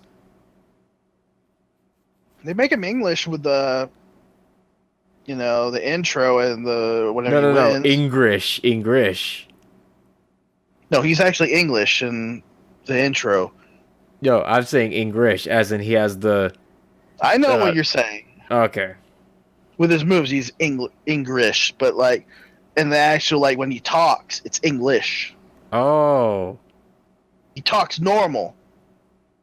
Like, they have, like, an American guy doing his voice, and then the other stuff is all his normal voice. All I'm saying is I love my English and I stain my hands with your blood. That shit is my favorite. My hands with your blood. There you go. I live for that. Come on. I love the trailer for him. The trailer for him is really good. I want Terry. Yeah, Because then you have Terry there, he just shows up, and you see Terry, he's like, geese! Geese! Hey, come on! But no, all the Terryisms. No Terry Bogard. You know what? I just need geese. I wonder if he's gonna be. I wonder if he's gonna be a boss character for the game. Patch it in. Oh, like Akuma? Yeah. Then when he dies, he gets kicked thrown out off of his a building. And then you see him laughing. He's like, and then dies. Yeah. He was like, no. Just like the intro to the Mark of the Wolves, he's like, there are no losers here. No, wait. I forgot what the quote went like. Damn, it's been a while. Basically, it said, what was it? It's been a while. Weak fighters shouldn't be around or something like that. Yeah, and he kills himself. Yeah. But yeah. Geese looks surprisingly good. I'd say I'd play him, but I know he's going to have like 2D motions and stuff like that because he's got the Repukins and all that stuff. Kind of like Akuma, I'd imagine, so... It should work properly because the Fatal Fury and King of Fighters were like 4-button games anyways. Yeah. I guess that does work. We'll see. He looks really good and really fun. Doesn't have Deadly Rave, so should be easy to play as him. Yeah. Same as Akuma, I'd imagine. Same inputs, style. Akuma's hard to play just because his inputs are weird. That's what happens when you put a 2D guy in a 3D game. It's just... I don't know. Just his normal punches and stuff, they just don't... I don't. It just doesn't feel right. At least with Geese, he has so many moves that, it could work. It's got aerial combos. It's got the predictable move. The counter from hell. Yep. My favorite part about that trailer was that they actually did the predictable. It's a John Cena counter. Yeah. That was my favorite part of the trailer. Of course they had to put that in there. Everyone got hyped for that. Especially, I watched the reaction. I need to watch that. The crowd reaction. Every time whenever they did the counter, everyone's like, oh! And then he goes, oh! And then when he gets to the part where he goes, predictable! With Jin when he does a super. Yeah. Slams him into the ground, the lightning hits him. Everyone's like, oh! It's really good. But yeah, everyone was really hyped for that. Geese. An SNK character crossing the line into Tekken territory. It's happened. You got your Capcom cross Namco Bandai cross SNK. Mm-hmm. And rumor has it, they were spotted eating together, SNK and was it Axis? However you call them. Also with the Namco guys, with Harada. So, I wonder who the next character might be. Probably an Arxis character. Soul bad guy? I wouldn't doubt it. Rest in peace, Kazuma Kiryu. You will not be showing up in Tekken. Well, how many guest characters did they ever specify how many guest characters they were going to do? 2? Okay, well, rest in peace, Kazuma Kiryu. Maybe next time. I don't know, I kind of wanted a Virtual Fighter character. Yeah, I don't... I mean, when it came in full circle. It would have. It would be really cool, but I don't see them adding any of them in there because Virtua Fighters, they're just normal people doing martial arts. As much as I love it, it's my favorite 3D fighter game. It would work with Akira. The man, the legend, the myth. Man of many knees. The Bert would just be like, oh, one-frame knees.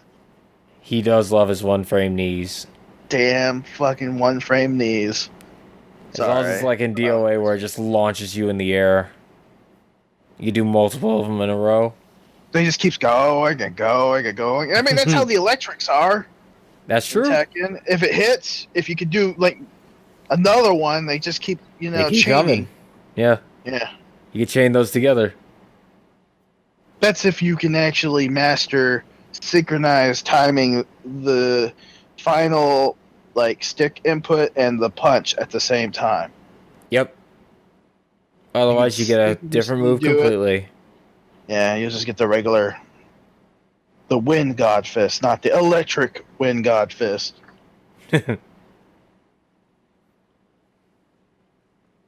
God Fist combo, here comes the blessing. Also, here comes Kingdom Hearts 3, which got a 2018 release window and added the Toy Story world. Because I know how much you love Toy Story. It's my least favorite Pixar movie, and I know it's blasphemous to say that, but that's just how I feel. I never cared for the Toy Story movies. I only liked the first one. The second one was it was alright. The third one was awful. Yeah. We're gonna be in the minority saying that, but yeah. People love Toy Story. And it looks good. I'll admit that. Looks okay. The graphics are, people are just going gaga over the graphics on that thing, though. Yeah. Looks good. At least it has a release window of 2018. They're gonna delay it.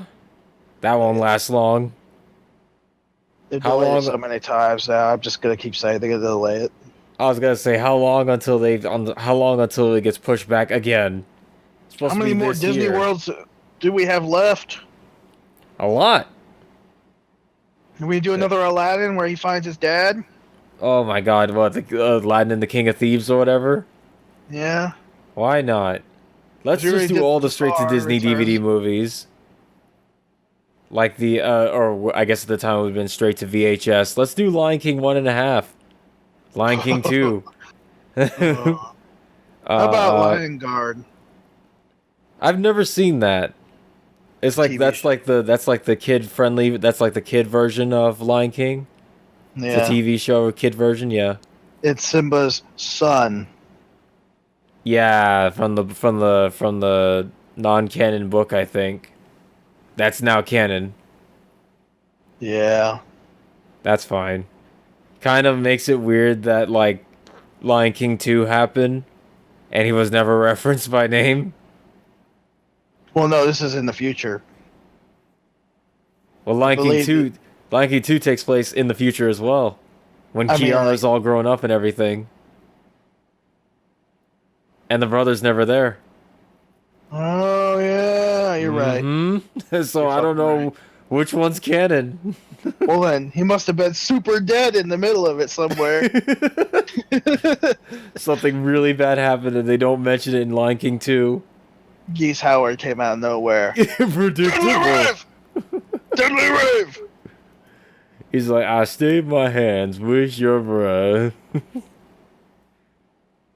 I'm just imagining he does Geese that one Howard. super where he punches you up in the air, then he does that little hand motion thing, and then he hits you, and then it does the little text thing in the background.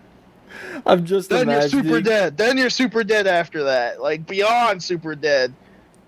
Just imagining Geese Howard just imagining him in the Pride Lands murdering like Simba's pride. It makes me really. It's just so stupid. It's so hilarious to me. I can't stop thinking about that image now. You're welcome. Thank you. But yeah, there was another game that was shown in EVO 2017. It was Dragonball FighterZ. With a Z. With a Z, or you can call it FighterZ. I like FighterZ. And they shown off Trunks. By the way, there was a crowd reaction of that too. People were really like, it was like everyone's like, "Oh, it's Trunks." Then when he starts doing the hand motions, you remember how he killed Frieza. The second and time. everything? Yeah. Yeah. He does the hand motion thing. The little super thing he does, or the little beam thing. Blows up. Everyone was like, "Ah!" I need to watch the audience reaction for those things because it's a lot more fun to see it with like audience reactions. So, but the most people have been hyped was a different game. We'll talk about that one. Oh yeah, we'll get to that one in a little bit. But they shown off Trunks, and he actually uses the sword along with his normal combat.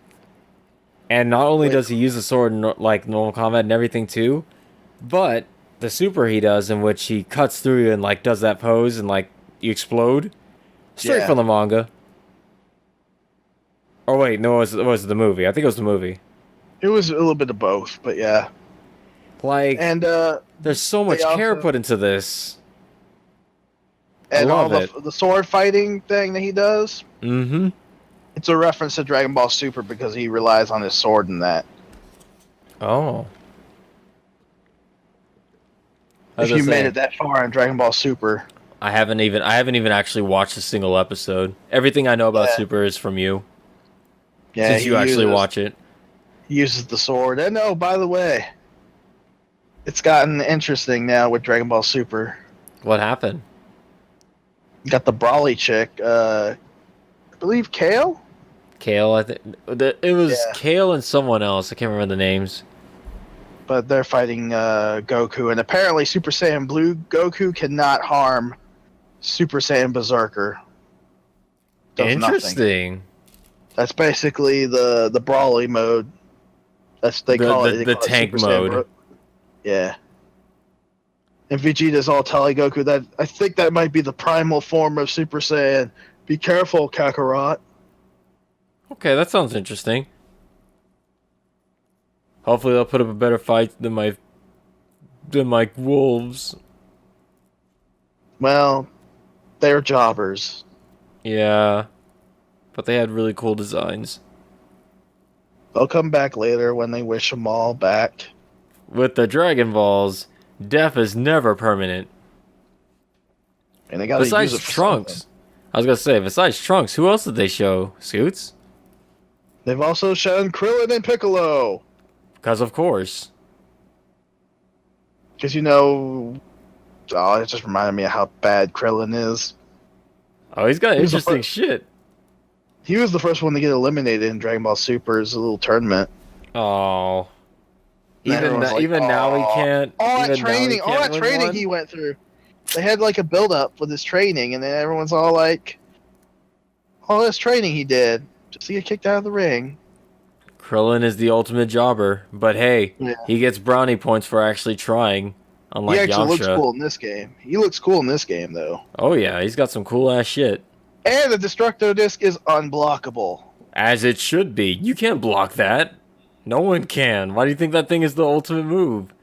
But it always misses. So, like, what's the point? Is it exactly? Because if it hits, only it's time- gonna murderize you. The only time it was useful is when he cut off Vegeta's tail. Actually, it wasn't even. Oh, He yeah. wasn't even. He didn't even cut Vegeta's tail. He tried. I thought he did. No, it was. Oh, it was Yajirobe, wasn't it? Yajirobe was the one that cut the tail. Yeah. Damn. Yeah, that's true. The Destructo Disc has like a 0% chance of hitting. He killed something with the Destructo Disc. I remember. Frieza got killed by one. He killed himself with that, or he didn't kill himself. He just sliced himself on accident. Yeah. He had like the homing the homing version of the Destructo Disc that was going after Goku. And he was distracted. He was distracted, and bam! And as you can see, that's why the Destructo Disc will never hit a person, because that's what's gonna happen to him. Well, the Frieza one was homing. I know, but still, if that's exactly what would happen if you actually hit someone with a Destructo Disc, and that's why it'll never hit, because it's a one-shotter. It's an unblockable buzzsaw that's spinning 1,000,000 miles an hour. It's not Bonesaw, and it's not ready. Bonesaw though, and it's definitely not ready. Bonesaw is ready. But besides Krillin, they also had Piccolo. The Piccolo has the thing where he can stretch out his arms and he punches you. That's what I liked from Budokai 3, and I'm glad it's back. Yep. And unfortunately, I can't convince Mr. Starcraft that, Budokai 3 was the better of the Dragon Ball fighting games. He likes that Tenkaichi too much. Well, Over the shoulder view. it's okay. People are entitled to wrong opinions. Yeah. That's right, we do live call-outs here sometimes. It's alright.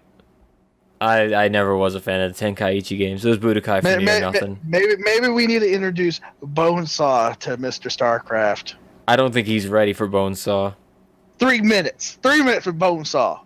I got you for 3 minutes! But yes. So, Besides Dragon all Ball that, Z... Oh, I was gonna say, besides that... They also we got have- the beta signups, and they begin on July 26th. So sign up whenever that happens. 2 days from now, sign up. So- You want to play it? Sign up. If not, then don't. there's going to be a lot of betas that we're going to be talking about. Yeah. That is So true. Let's go back to Dragon Ball. What else do you think they're going to put in the game?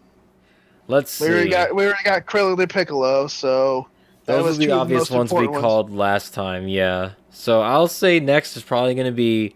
I think they're going to want to get rid of the obvious ones first still. So we're going to get Android 18. Eventually, maybe not next time, but eventually we're going to get her. I'm trying to think, who would be next? If Tien and Yamcha are in, I'm sure they're going to be the next two that are revealed. No, please, no Yamcha, please. Oh, we need him in just so that Arxis would put that death pose in there. Yeah, and you probably want that Wolfang Fist. Yeah! The best part about Yamcha is the Wolfang Fist and his death pose. The fetal position in the crater.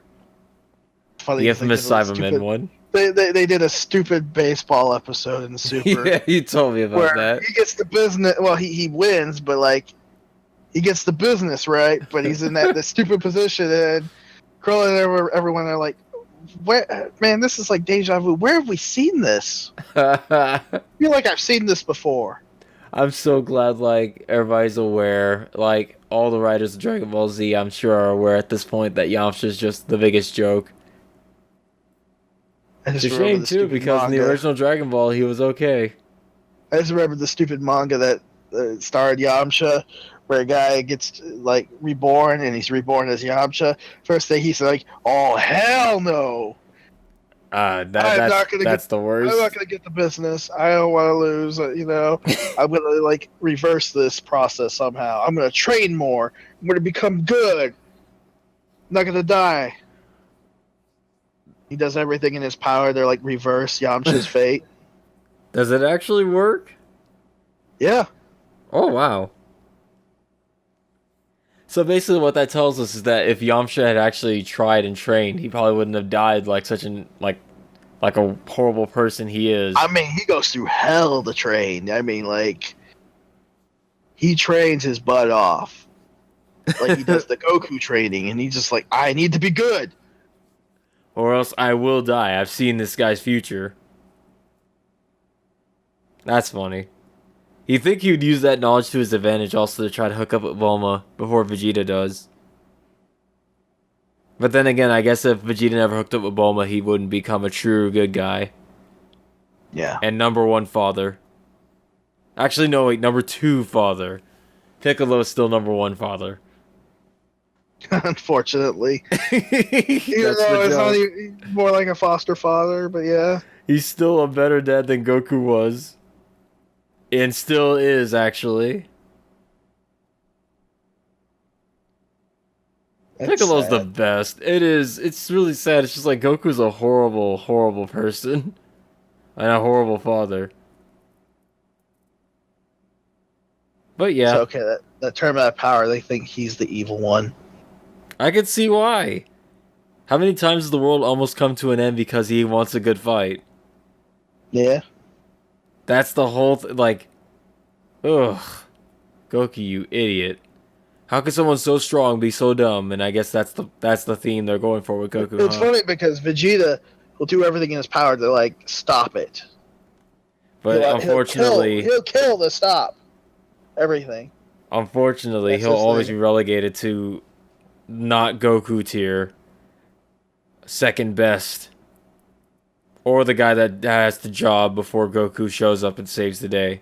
I don't know. He did pretty good against Frieza in Battle of F, but like... Yeah, but then guess what happens? Not Battle of F, I mean, what was it? Resurrection of F? Resurrection of F, sorry. Yeah. Battle of Gods is what you were thinking of. Battle of Gods is when he gets pissed off and then he's like, "My Bulma!" I remember that. Beat the crap out of Beerus, then he gets destroyed. Yep. But to be fair, he did get a hit on Beerus, so that's something. Yeah, but yeah, Vegeta actually kills Frieza, but like he underestimated Frieza, and Frieza destroys the planet. But time gets reversed. That's when Goku acts and kills Frieza instead of Vegeta. It's really dumb. Because they were telling Goku... They couldn't give him... This is what happened. They could not give Vegeta his moment to shine. They just couldn't. Had to be Goku that does it. Oh well. Our next story. Dissidia Final Fantasy NT Beta. This summer. Signups are now available. So do it, nerds. I already signed up. I just did it. Did you? I signed up. Yeah. Nice. We should all play that. You, me, and Bert. It'll be number 1 Squall. I'll be #1 Rhymy Lady from Final Fantasy game I don't know. The little tiny girl. And Bert will be #1 Kuja, because he'll be Kuja tier. He is Kuja tier in real life. So flamboyant. We love him because of it. Wear that bitch in man thong. He's got that cool theme that goes do-do-ch, do-do-do-ch. I like that theme a lot. Don't remember much about Final Fantasy IX, but I do remember I like that theme for Kuja. Well, Just walks in with notes. He's like, I'm gonna wreck your face in Tekken. Yeah. It's almost like a WWE like intro. It is kind of like Goldberg, where everybody's like chanting Goldberg. Oh God. Yeah. That actually reminds me. Is Kuja actually in Dissidia right now? Is he actually in there? He is? Yes. Oh. They didn't have that many villains last time I checked, so. They got Kuja, Sephiroth. Didn't they add the Void guy in there? Yeah, the Tree Man. Fuck that guy. X-Death. They added Garland, of course. He was the first one they added. Uh-huh. And I think they might have added a little bit more than that. I don't remember all the other ones. More to come on the way, of course. I'm sure they'll add them in the actual game as well once it comes out. But I'm just going to go ahead and skip this story real quick. We're going to skip over that because something more important has happened. Scoots. Oh shit, well, what happened? Something happened in BlazBlue. Another reveal. Once again, this is the fighting game cast, basically. Finally, BlazBlue gets Jubei as a playable character. Okay, yeah, I know. I know this. Why did it take so long for this to happen? Because they're silly. It's so dumb. Since like the first game, people have been like, "When's Jubei? When can we play as Jubei though?" Jubei? Nope. It wasn't until this very, I guess, this year, that we finally got Jubei. And they're all like, "We can't make that character work. That's their He's too small. He's too small." I'm like, he looks pretty normal here. He's like, oh, he's smaller than average, sure, but yeah, look at him. He's fine. Looks pretty normal to me. I'm not personally gonna play him. I'll play him. But I'm happy they finally added him. He should have been in before that god awful, horrific character that is Celica. You love Celica. Quite the opposite. He's the mightiest swordsman. You can't stop that. Jubei is pretty. He looks pretty good. Better than Hakumen. I'm glad all 6 of the legendary heroes are now finally playable. Took long enough. This is a damn good Evo for just the amount of stuff they showed at the end, huh? Because even after they showed Jubei, which looks awesome by the way, about damn time, they showed BlazBlue cross tag battle. See, now this is where I come back in full circle with the whole crowd reaction thing. See, this one was the one everyone was hyped for. This one got a lot of people freaked out? Yeah, definitely everyone freaked out over this thing. Because the trailer starts off with Ragnar the Blood Edge and Jin standing there facing off, and all of a sudden... oh, this could be another possibility, that's what they say. Uh-huh. And you're like, oh, it's just another BlazBlue update. And all of a sudden, what happens? Someone dashes in, then you see Yu Narukami. From Persona 4? What? And then you see another person dashing in. It's the character from Under Night in Birth. Wiggity, what? And then everyone they fight. Like, what? And then, yeah, they're all fighting, and they all use their little respective systems. Yeah, which looks crazy in retrospect. You're getting all these characters mashed into this fighting game. Reusing those assets from the various fighting games because they all have kind of similar sprites, so it works. But that's not all. Everyone was freaking out. And then next thing you know, when it gets close to the end... you hear a voice. You hear a voice.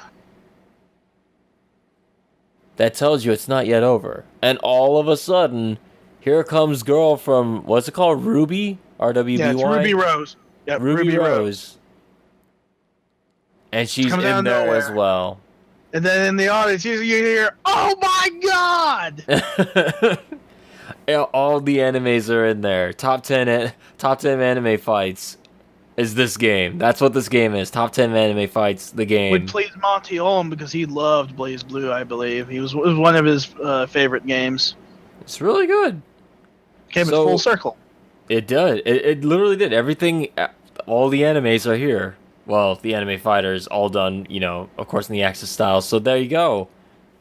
BlazBlue Cross Tag Battle. That was a trip. I remember we were all watching that, and we were like freaking out when we were talking over Steam to each other about like, what the freak? Oh, you and Bert? Yeah, I thought you were there too. I was not. Oh, you came in around the time the other stuff started showing up, yeah? Around the other reveals? No. I could have swore you and me and Bert were talking about... No, it was you and Bert. Oh, okay. I was building stuff. Oh. I messaged stuff like, oh my god. Okay. Yeah. That was a lot of fun. Just to see... It's just... I can't believe we're in an age where all these fighters are just crossing over now. Got Geese and Tekken. We got BlazBlue and Persona and Under Night and Birth and Ruby Rose and all that stuff showing up together. It's like there'll probably be more franchises too. Don't worry. It'll probably be like Soul Bad Guy coming out of nowhere. Exactly. We have what's her face Mai and DOA. It's like everybody's crossing over. Like we used to only imagine things like this in games like Marvel vs. Capcom. The versus games.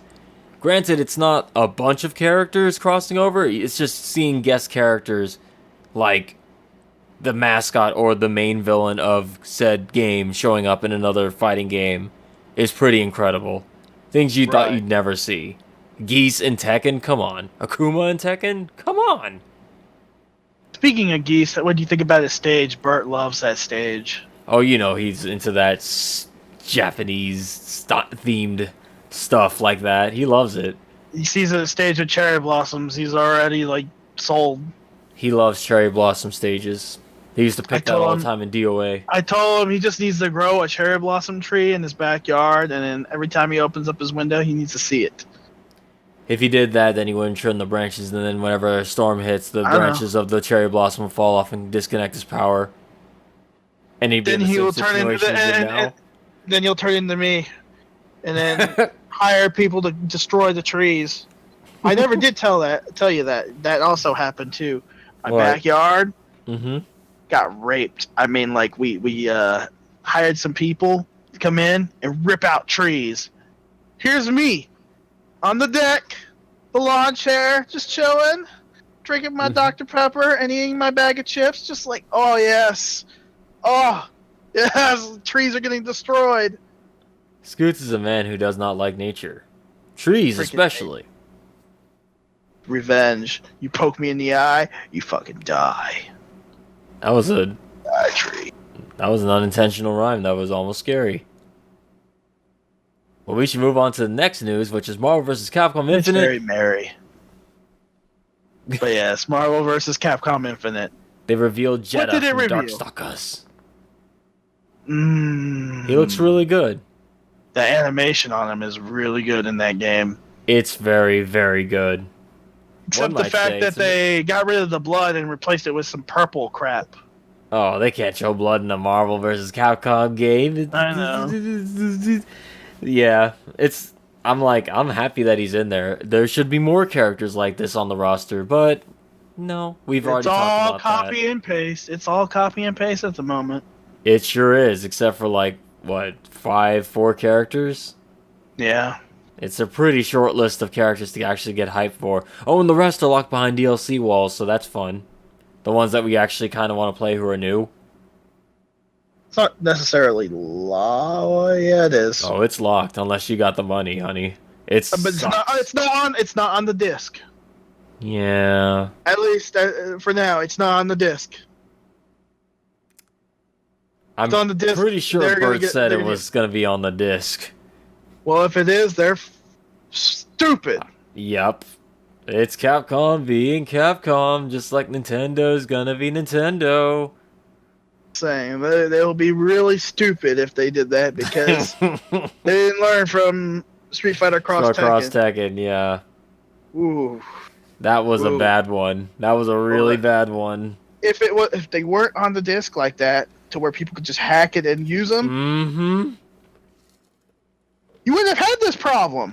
Mm-hmm. Probably more people Exactly. playing that right now. Probably people would have been on their fucking 2016 version or whatever you call it. I doubt that because the game was still flawed, but it certainly would have helped. It was getting better though. You could I don't see think it. it was. You could see the game getting better. I couldn't. The game was You the don't worst like fighting game. you don't like the system. Period. I hate it. I Well, think you're still Street Fighter playing. Cross Tekken is the worst fighting game I've ever played. Wow. Not Yeah. Mortal Kombat. I'd rather play all the Mortal Kombats than Street Fighter Yeah. Cross Tekken. Mortal Kombat's decent. I mean, just it don't like depends on who you I just don't ask. like the animations. I was gonna say it depends on who you ask. If you ask Bert loves that freaking game because just can't play Jury, 'em. because Jury Oh. is so great in that game. It's like the best version of Jury It's real stupid. because they bounce off the floor, bam, keep going. So yeah, They also added Gamora, Frank, Nemesis, and Hagar because the leak list is totally true and it's totally happening. I'm just worried about Monster Hunter. It might be a DLC, and I really hope it's not. Oh, they better not. They better If not, it- because that's the if- reason I'm... You go on. If it is, then I'm just gonna be like, well, Justin, rest in peace. I'll have to buy it for you. Yeah, I'm glad you knew exactly what that meant, because it's like, no Monster Hunter, no buy. I'm not paying for that character. Unless I have to buy the character for you. It's real stupid. You just filled me with dread. I could swear Monster Hunter was on the base list, but if he's DLC, I'm gonna be is. really pissed. It is, but people are worried that he might be DLC because it hasn't been revealed. That's the only Capcom character they left that hasn't been revealed. They still have a whole bunch of Marvel stuff they have to still reveal. Yeah, because they did like double reveals on Capcom characters like Jedah, and then they showed Nemesis and Hagar together.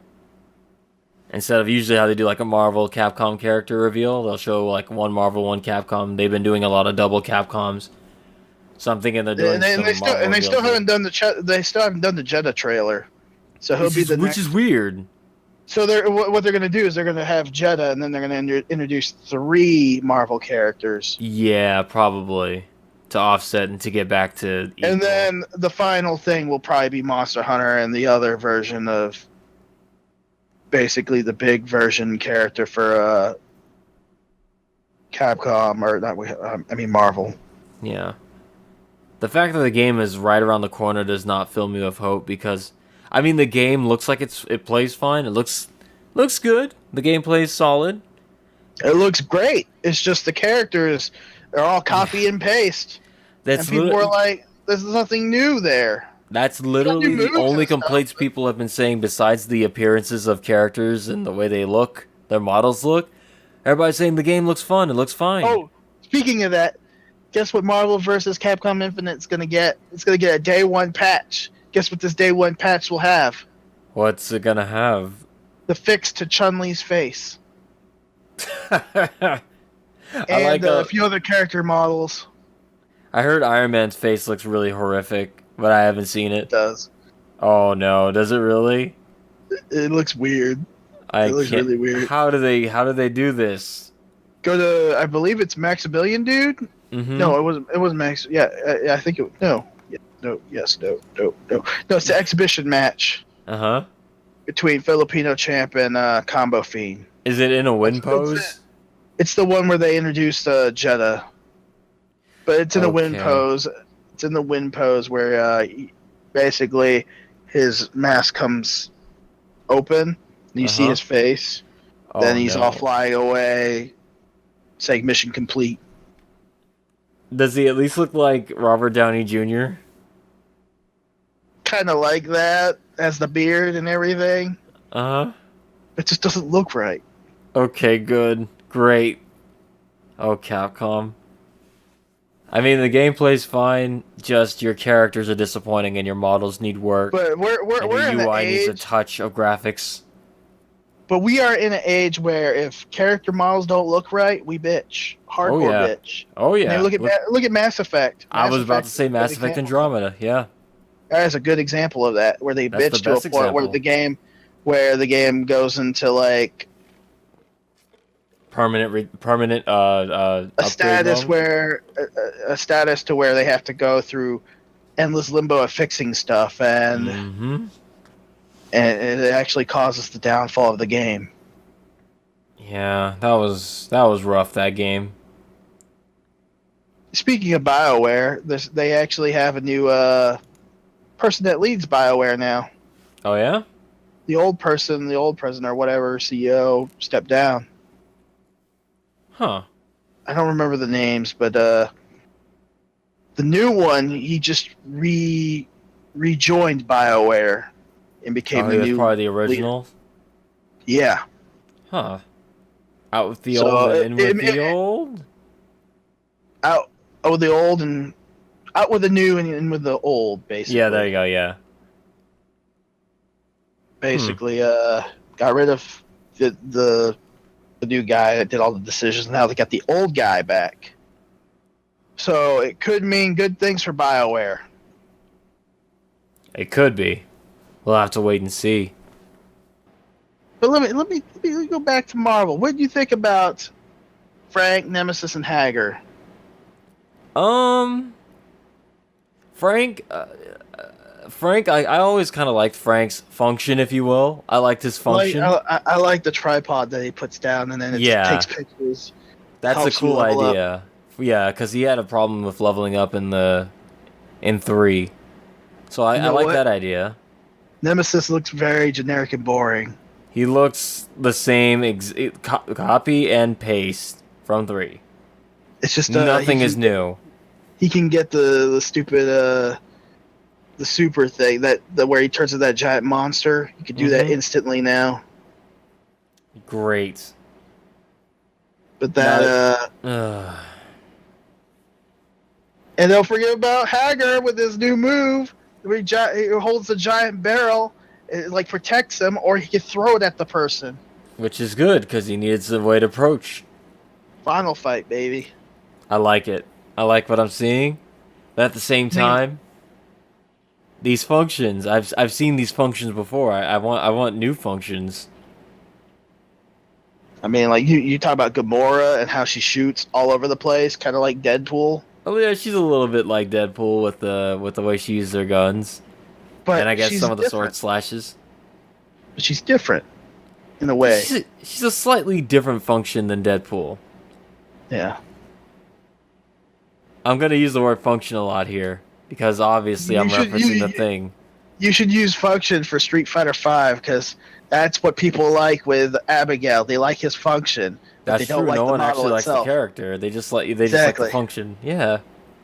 No one knows the X-Men are. He likes the fact that he breaks people's guards and stuff. That's a good function. If you don't know what we're talking about with the functions, check out the last podcast. We talk about the quote that was used to describe the characters. Yep. To describe the Marvel vs. Capcom characters. That they're functions. And, no one actually cares about the characters. They just want to play their functions.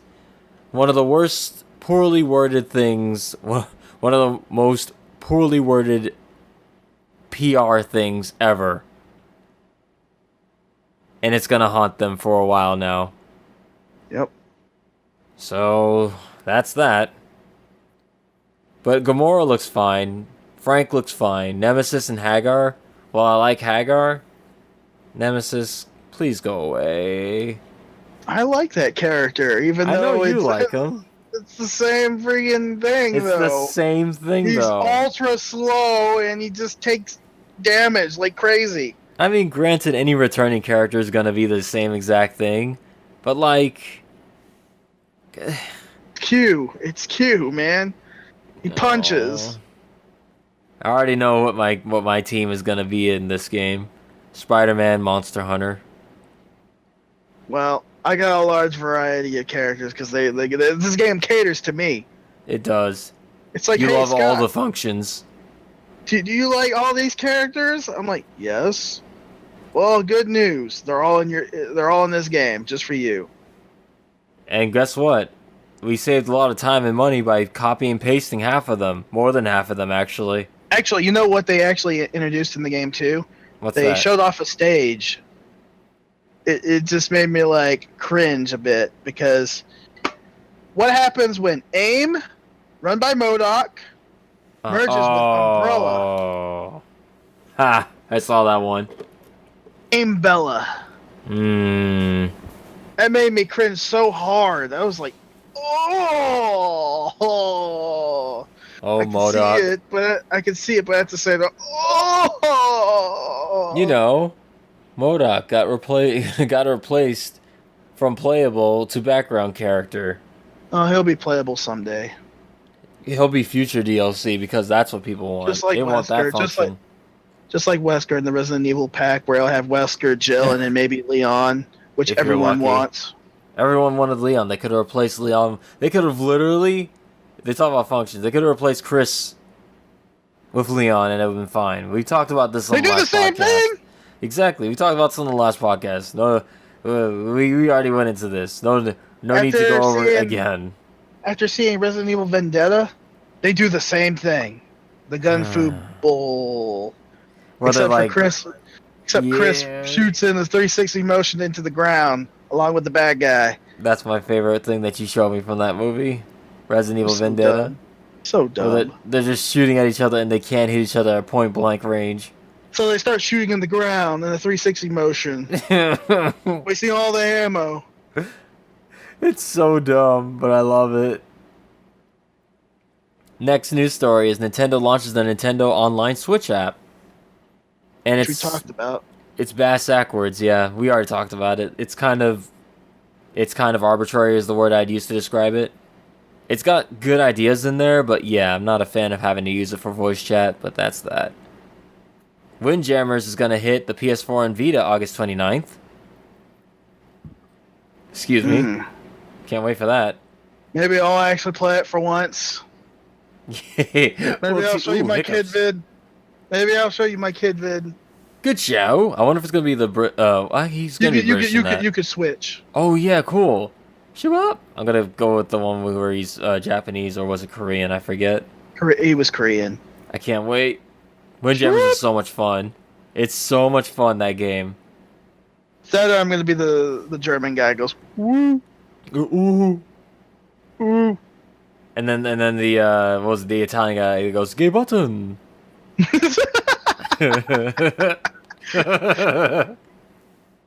It's my favorite. Go potent, but yeah, get button. What a gay button.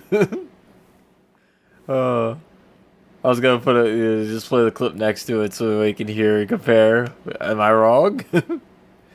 But yeah, August 29th. Look forward to windjamming by then. Also, Undertale, the indie hit game of yesteryear, is coming to PS4 and Vita on August 15th, 2017. There's a collector's edition also coming out soon. From Limited Run Games. You better get on that, man. I should get on that, but I'm like, Get down on that.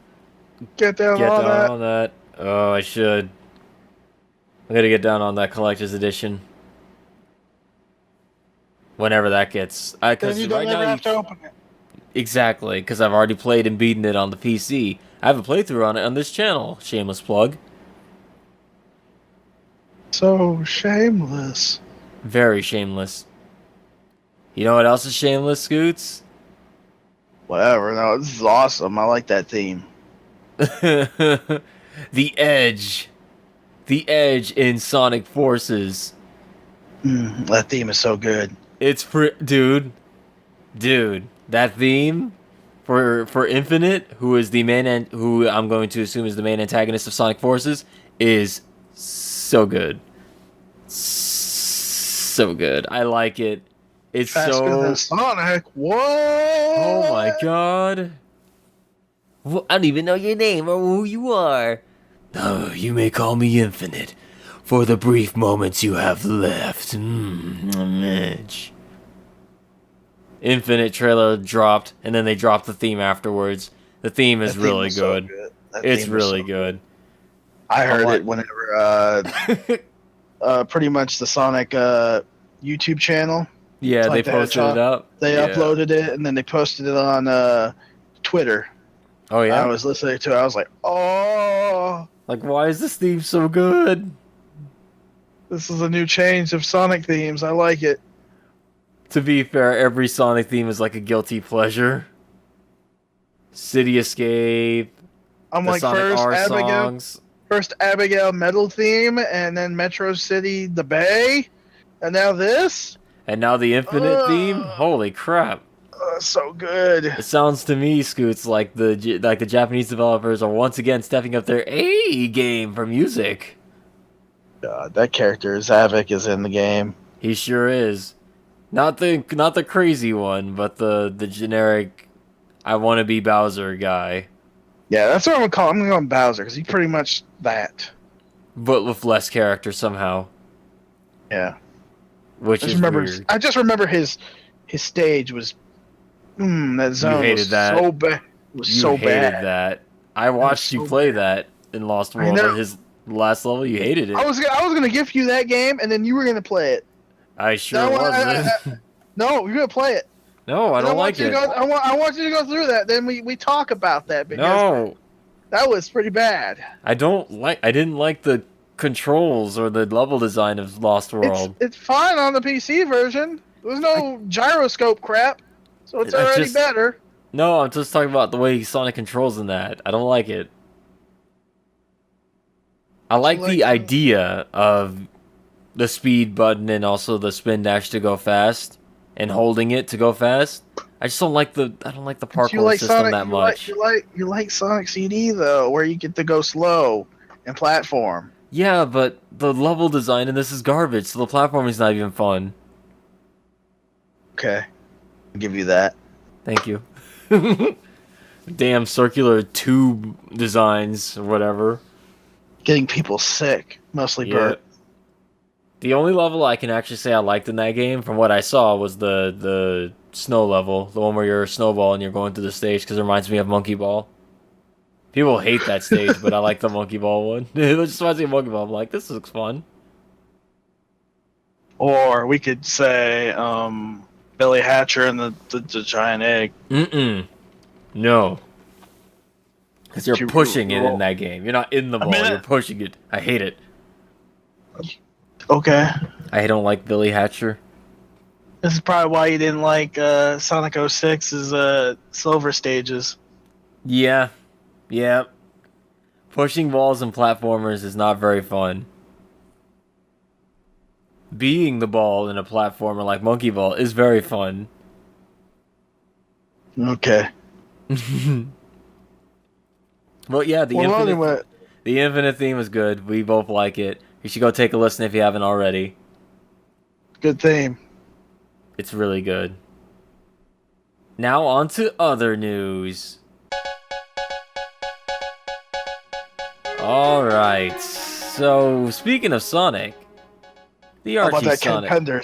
Oh my god.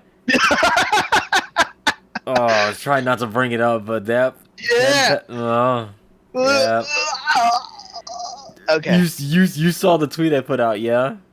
Yes, the first thing that came off my mind was that really, really, really, really, really obnoxious scream. I was thinking about an Ed, Edd n Eddy whenever Ed does something nasty.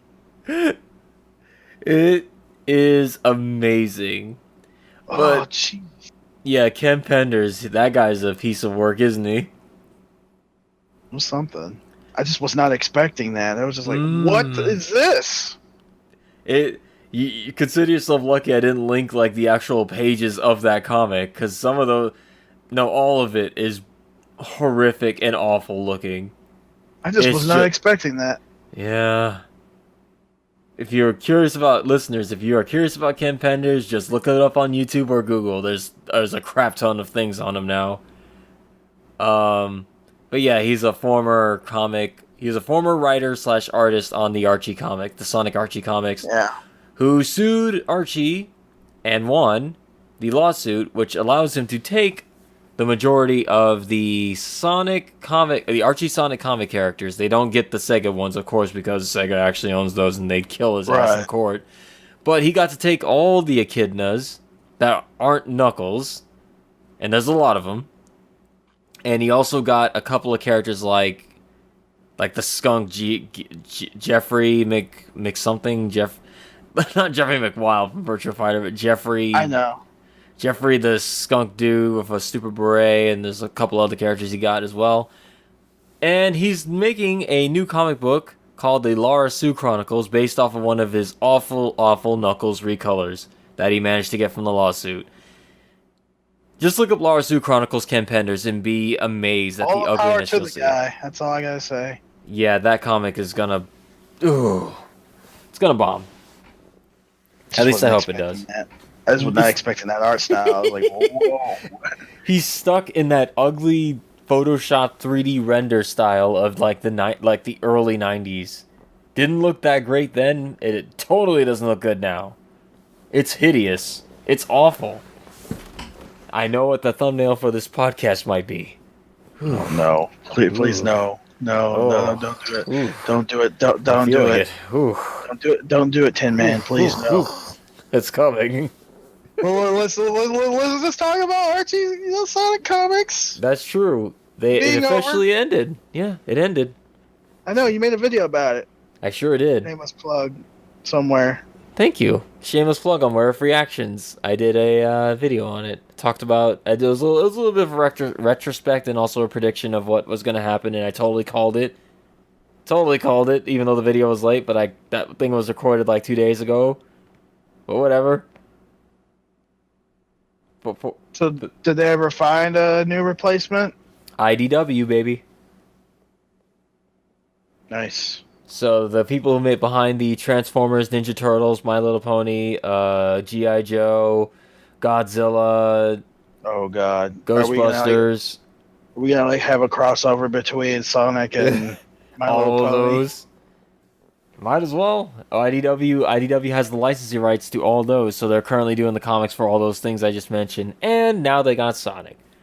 So, I mean, I'm A-okay with this. This is actually a really good fit. That was one of the ones I predicted that would step in and take Sonic. That was the one I was kind of hoping for between DC and Marvel and IDW.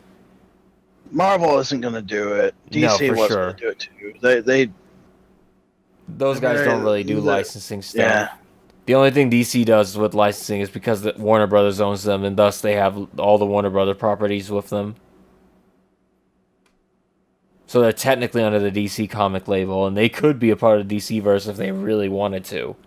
But they won't. Right. Marvel, on the other hand, has... Technically speaking, Marvel is owned by Disney, who also owns Star Wars, and all the Disney characters, so technically you could have a Disney... Star Wars Marvel crossover, which probably might happen in Kingdom Hearts. So there's a lot of interesting things that can happen. Crossovers are never ending these days. So how would they do it though for Marvel and Kingdom Hearts? What story arc would they follow? You think they would do Infinity War? No, that one's too dark. I'm thinking they probably do something simple. Maybe the first Avengers, since that's the most popular story they have out right now. Based on the Avengers movie.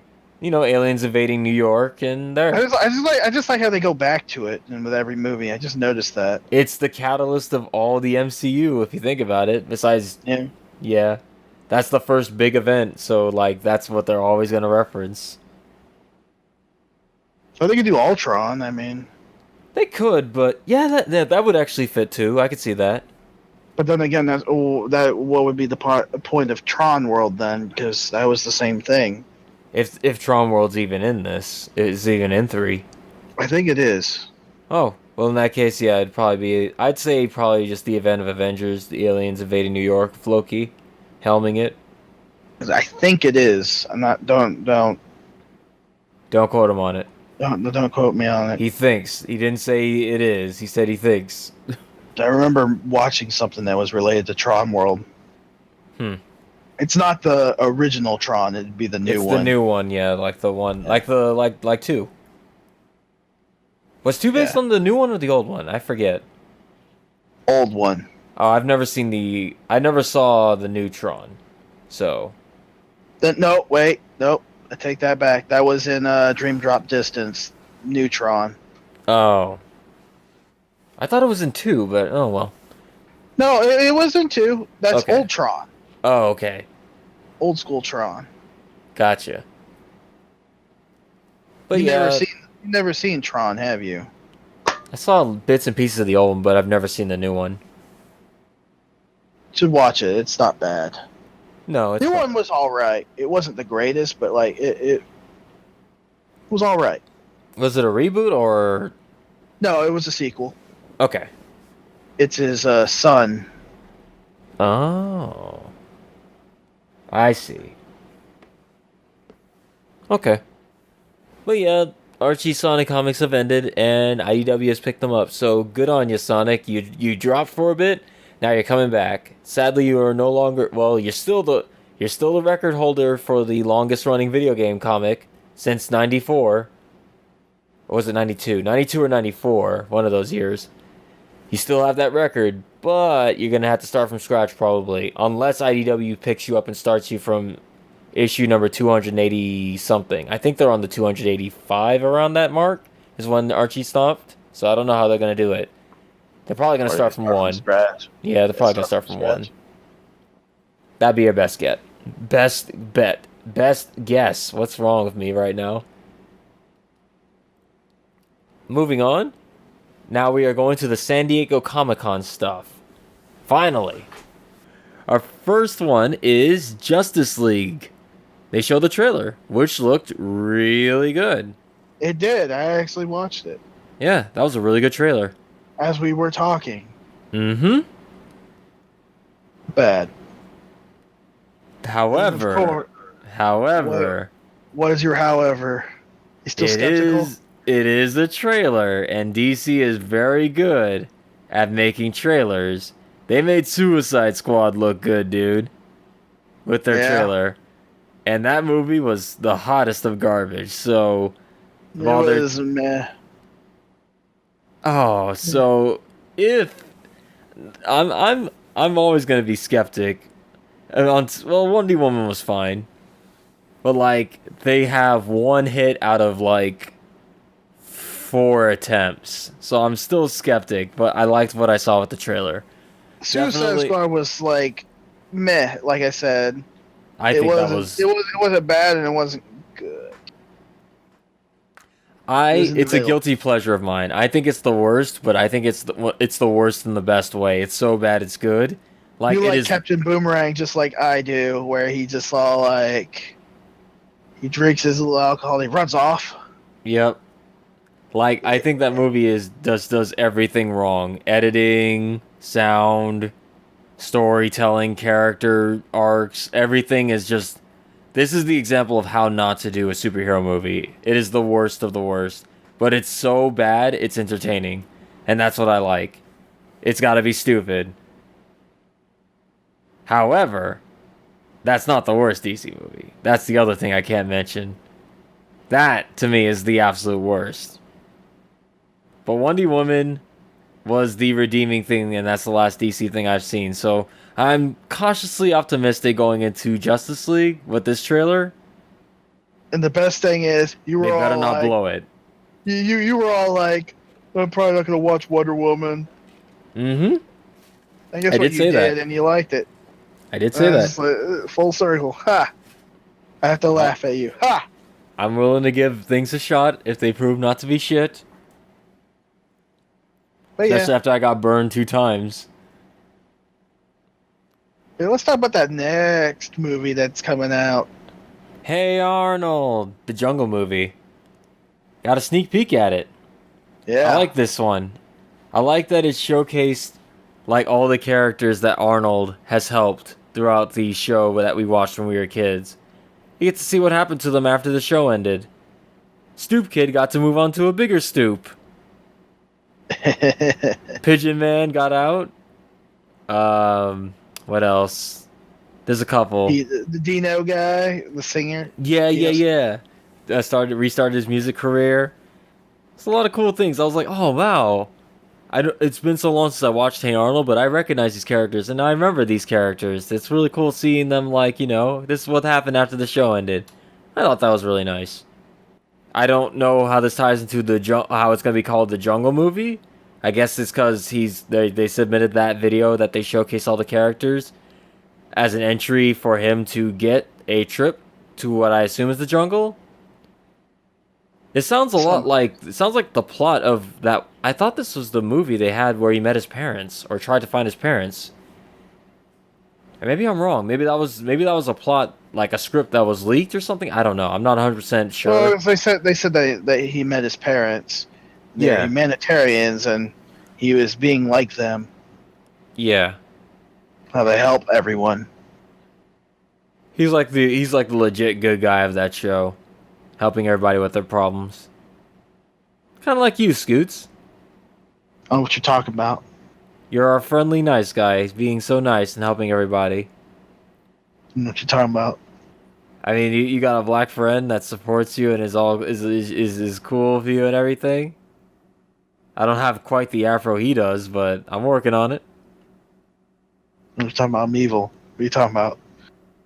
Good guy, Scoots. Next up, Raven's Home, the sequel to That's So Raven. How do you feel about that? It's gonna do fine. Kids. Yeah, I think it'll do fine too. Yeah, I mean, I saw nothing that was like, I can't believe they're doing that. It's like, literally, this is the kind of live action stuff I expect from Disney at this point. I'll probably watch it. I mean, like, I watched the, That's So Raven before. Everybody watched That's So Raven. I watched a lot of things back then. I even Cory in the House. Cory in the House, saw a whole bunch of just different shows like that. Yeah. It's just what you'd expect. They can't use Raven. They can't use Raven Simone anymore. She's old now. She's a freaking adult.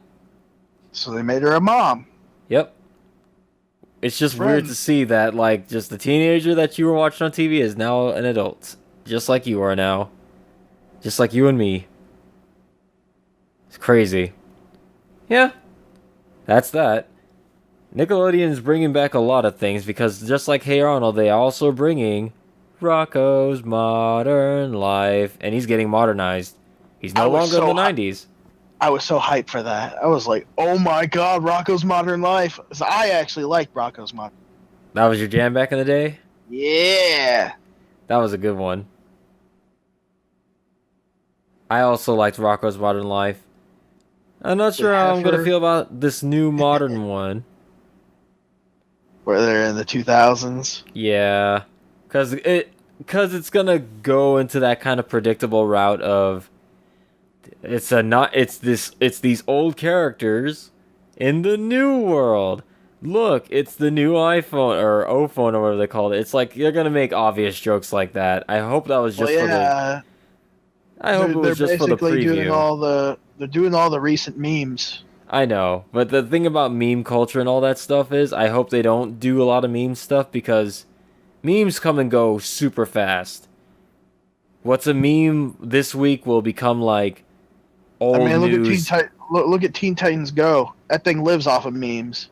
Yeah, that show will not age well in a few years. People will look back at all that and be like, ooh. It's like memes come and go super fast, so I don't know. I hope they don't. And that's the reason why Cartoon Network. Sorry, I'm pissed off with it. That's why Cartoon Network can't seem to get rid of Teen Titans Go because they think that is hot shit. It is hot shit. It's their #1 show. It's never going away. Next up, Teen Titans Go, followed by your favorite show, Teen Titans Go. Oh, and we also have this other show that you don't care about, but it's not Teen Titans Go. They made Steven Universe show only once a week now. Yep. That's what happens when you're not Teen Titans Go. Do they still show Adventure Time? I don't know if they're showing it right now, but it's supposed to be ending. I mean, almost all the shows are about to end here. Regular show ended. Amazing World of Gumball is about to end. Adventure Time's ending. So really, they're really gonna have whatever reruns they have in Teen Titans Go. I'm not sure what their current lineup is. Uncle Grandpa got canceled a while back. Yeah, they don't have a lot of shows. I imagine that's why Nickelodeon's doing a lot of this, bringing back like Hey Arnold and Rocko's Modern Life as well, is because like, yeah, they also need shows because SpongeBob. I think it's either ended or is ending soon. Finally. I started to live off of memes too. Actually, I created memes.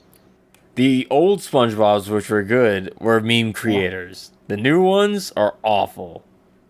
Yeah. So, I mean, look at Splatoon. It's full of SpongeBob memes all over the place. It fits because, undersea creatures. Yeah. And squids, it really works. They complement each other well. There's a lot of Squidward pictures. Woomy. I love it. It's just, yeah. You're right, a Cartoon Network, though. I'm kind of sad, though. Like, I didn't like Amazing World of Gumball at first. It was a little too scream humor for me, where, I talked about this a million times. I lived off of memes, too. Yeah. There's too much joke delivery relied on screams and just being obnoxiously loud and stuff like that to get the punchline out. I don't like that. But as the season progressed, they started doing a lot of creative stuff, and they got better with the humor. And you mean like the Street Fighter and the Final Fantasy there's a lot of cool. Yeah, I love the RPG. I haven't seen the RPG. I saw the Street Fighter one, the one with that Street Fighter reference in there. That one was funny as shit. They even did the death scream. Like, oh. I love that. Yeah. They did pretty. I like that. And then I need to see the RPG episode. But yeah, their humor and their writing and everything got a lot better, and their art style and everything got better too. But yeah, that's also ending. So, I hope you're ready for more Teen Titans Go. No. Yeah. No. Stop. Speaking of things that are going, Marvel's The Defenders got a trailer too. It's what you'd expect. So you got your Luke Cage, your Jessica Jones, your Iron Fist, and your Daredevil joining forces. Think of them as the Kmart Avengers, because that's what they are. Ouch. Well, oh, you're right. That was a little sharp. That was a little harsh. They defend the Earth. They what? They're defending Manhattan from Elektra and the Hand. Exactly. So there you go. Looks good. Their antics, what's going to make or break the show is how well this group gets along together or how they don't get along together, if they're going to be interesting together or not. That's going to be the thing that ties this thing together.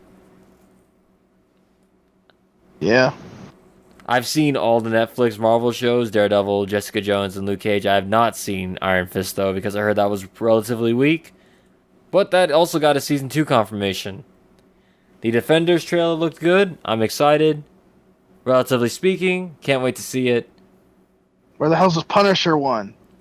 Oh, that. Ooh, I'm sure because maybe soon, Scoots. Maybe soon. Maybe. You are a guy who likes your Punisher. I am a dude that likes his Punisher. Soon. Speaking of superhero stuff, we forgot to mention about Starfire in Injustice. Another floaty laser shooter. Guess what? They fixed her face.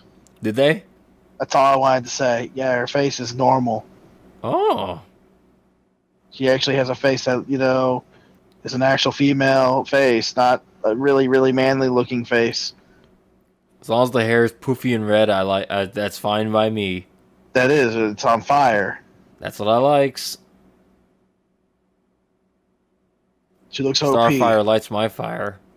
Yes. If she's over the age of 18. She was part of Teen Titans, and I forget if they're teenagers. Yeah, they're teenagers at that point, aren't they? Yes. I like the Injustice version because she's an adult. That and the fact that in the comics they made her sex hungry. Yeah. Yeah, I remember that actually. Yeah, you do. As soon as you said that, I was like, huh. Again, she lights my fire if she's over the age of 18. Jesus. I gotta put that disclaimer in there. Whew. It's getting hot in here, or is it just me?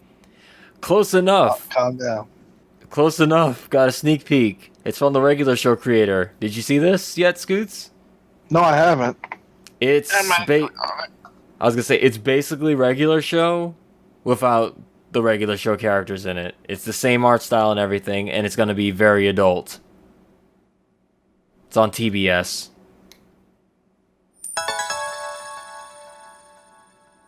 Yeah, it definitely looks like it definitely looks like it. Yep. She's gonna star humans. No Mordecai, no Rigby. It looks like a sequel to regular show without the characters in it. And it's got adult. TBS. Yep, it's got adult humor in it. So, sex jokes, drug jokes, all that's gonna be in there. Even the voices are similar. Yeah, the creator J.G. Quintel does the voice of Mordecai and also the main character this one as well. Huh. Nice. Yeah. So that's that show. Yeah. It's gonna be fun. I don't know if I'm gonna be able to watch it because, I don't really watch TV as much. I don't think I have TBS even. We'll see. I have TBS, but I'm never on TV to watch. Yeah, no one these days watches TV. They just stream their shit. I'm always working around that time, anyways. True. They show it. And yeah, let's talk about the thing that I was going to talk to you about. The new Spawn movie? Spawn movie, yes. In the work from Todd McFarlane. Yay. It better be better than the last one. I don't know if it's going to be able to top that one, Scoots. Will it be animated? I'm hoping. Better be. It better be. I was about to say. Spawn works animated. I could dig that. I could get down with that. If it's animated. It's a good idea. Let's hope that's the case. That's pretty much all we have for San Diego Comic-Con. There's a lot of stuff that's coming out at once. But as of now, at this current time, these are the big ones. There's probably going to be some other stuff we missed, but if we miss it here, we'll talk about it on the next podcast. But that's it. We're almost... You know what this means? What's that? It's time to get to my favorite part of the podcast? It sure is. The Q&A session. If you guys would like to leave us a question, be sure to put it in the comment section below, or you can send it to mondaynightwolfcast@gmail.com. mondaynightwolfcast@gmail.com. And then we'll answer it on the next podcast. And it seems we have one question this week. It's from our boy, Jin the Wolf. Jin the Wolf, on our Rule 34 cast, has sent us 34 questions. Thank you, Jin. His question, or rather he writes...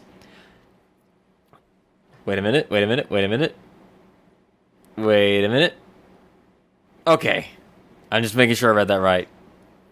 To tell you the truth, I live in the US, which is why I was confused about the Sony warning. That was a reference to the last podcast, in which we had a copyright issue, but it was resolved. And he said, and I agree with Bert, I played Croc and I have a feeling it was, with a serious facelift, that game could be good. It was basically going to be a Yoshi-ish game, but bad relations with Nintendo happened. Ah, okay. That explains a lot. And he writes for his question, do you think the gamers of today are weaker than the gamers of the older generations? You know, like how gamers of today would want to be handed everything in silver plate because this game feels like Dark Souls herder. What do you think, Scoots? I think gamers of today are pretty much weaker than gamers of the older generation. Because the gamers of older generation, they actually you actually work to understand games. Like you remember old school platformers, Super Mario World? Mm-hmm. You actually had to think on what to do with those games. Yeah. To be fair, we grew up in an era where you would be handed a video game with no instruction manual and no in-game instructions on how to do anything. You either figured out how to play the game or you just didn't. Well, you did have an instruction manual, but most people never read it. Exactly. And I mean, sometimes the instruction manuals didn't have shit. Well, I guess actually old school ones did. They tell you everything in the game. Some of the instruction manuals would be like, here's the first level, here's the second level, here's the third level, here's the fourth level, here's the last level. They'd show you like, here's what the game has to offer for you if you can get there. I remember old school fighting games with instruction manuals. They had all the moveset in there. Yeah, and they had like a note section at the back of it. Yeah. You can write your little notes down. Yeah. It's cool. I would say it's mostly because of it's just like things were more cryptic back then, so a lot of gamers had to we had to figure things out a lot. So in a way, yes, I do think the newer generation is slightly weak. I won't say they're a good example would be Nintendo games. I think that's just because Nintendo is just being Nintendo now. Did you remember the Nintendo games where they just played the level for you? Yeah, the Super Guide. Yeah. Stuff like that. But I mean, like, that's for young kids, and again, like, I think it's just because a lot of us are older and cynical now, and we look back and we're like, well, back in the day, we didn't have technology that the game fucking played for us, but, you know, I'm sure if Nintendo could have done that, they probably would have back in the day. At least under the current management. There are a few games out there that, you know, pretty much doesn't hold your hand, and those are usually the good games. Yeah, it's... This is one of those ones where if Bert was here, I don't know which direction he'd lean on that. He'd probably be like, argue the Dark Souls thing. But like, yeah, I mean, for the most part, I'm also from the generation of what a lot of people consider the older hardcore generation, and I still have a hard time with Dark Souls. That's just because I'm just like, as I grow older, I tend to like more simple games. Like, to this day, that's why I put so many hours in the Binding of Isaac. It's not that simple, but like something that's just, you know, just easy to pick up and play. Like, Dark Souls does get frustrating at times, and it's not because it's like, it doesn't tell me what to do. Yeah, but again, like, It's hard to explain. It's like, I don't need the game to hold my hand, but at the same time, I guess I'm just, as I grow older, I have less patience for that sort of thing. Like, if I feel like I'm dying over and over and over and over and over again, I'm like, I'm not really making progress. I could be doing something else with my time right now. Right. That's what it really feels like. And that's because I'm an adult now. I'm not a kid where I have time to just sit there and, you know, play these games like I used to. Damn, same reason I don't play RPGs as much anymore, because those are time sinks, and it's like, I don't really have time to sit around and play these games, like, just sit down and really immerse myself in them like I used to. You gotta have a job and all that stuff. I don't like playing an RPG, stopping for a day, or stopping for a couple of days because I'm working, and then having to go back in and be like, what the fuck was I doing again? Because it doesn't allow me to immerse myself in that world. Same reason I haven't touched Yakuza in a while. It's just like, if I play it, I really want to sit down and just play it. I bet that hurts. It does hurt. Same reason that's why I do a lot of pick up and play games like Binding of Isaac and Splatoon. I want to play Splatoon, I'll just jump on, do a couple of rounds, turn it off, and I'm done. Whatever, Mr. Level 13. I want to hear it. Whatever. Brand new game, and it was a day off. I spent a lot of time doing that. Why do you think my goddamn videos were late this week? I didn't edit like I was supposed to. Splatoon 2 got in the way of It got in the everything. way. I was like, Woomy, and I looked back. I was like, shit, I didn't put my video up. I didn't finish editing it. That's what a lot of my time is now. I'm just job, record something, edit it, game At session least in you between can the edit. record. Yeah, game session during the editing and upload, then gaming with you guys, and then podcast recording, and then that's my whole week. At least your week isn't like where you feel like you're gonna drop dead. That's how I feel. Yeah, And then Friday happens when I don't work, and then the first thing I do, I drop dead. that's what happens when you're an old adult man. That's the trade-off. We get all the freedom we want to do whatever we want. But damn it, you gotta work. And you gotta pay bills. You gotta pay loans. You gotta do this and... Yeah. But back to the question. Yeah, I do kind of feel the gamers of today maybe are not as strong, but I mean... I say that, but there's younger people who are coming up now and just whooping old people at different things now, like fighting games and stuff like that. It depends on the game, honestly. It depends on how much time you invest into something. But I mean, yeah, even then, like eventually we're gonna see, like, as far as like fighting games go, you're gonna see like the older players getting phased out by the newer ones, because as you get older, reaction time and stuff like that gets worse. You're not gonna be able to compete with the newer, younger models, the people who are younger and just vibrant and full of energy and can do shit and learn things that we as an older generation can't, because we're stuck in that old mentality of this is how this should be or whatever. I don't know. It's dependent, but in general, maybe. I can't say yes or no definite either way. I just think it depends. It's a cop-out answer, but honestly, that's how I feel. What about you, Scoots? I don't know. I feel like they're weaker. I already talked about it. Yeah. That's our opinions on it. Hopefully that answered your question. Thanks again, Jen. And finally, it's time for us to end the podcast. This is a long one. This is this is a record breaker, dude. This is what happens when we delay a week. Just me and you. Just you and me, just the two of us. Building castles in the sky. Just the two of us, you and I. While talking shit about that Bert guy. Oh. He got the business by power. But yeah. Lightning returned and then bam. Lightning returned and cut his power. It's like, you didn't 100% me? You should have got those achievements. But yeah, it's time to tell the listeners what we're going to be doing till the next podcast. What are you looking forward to, Scoots? Woo me. Woo me. Indeed, I also will woo me. A lot of Splatoon 2 happening. Could be that and Tekken and Street Fighter 5, because we're going to be playing that. Yeah, Abigail. You know I'm going to show you my Abigail. Yeah, time to break in this arcade stick. Poor Bert is just going to be all like, oh, there's too much muscle power up in here. We're gonna break in this arcade stick. You're not gonna play that game. You're not gonna play that game on an arcade stick. I already did. How did that feel? Weird.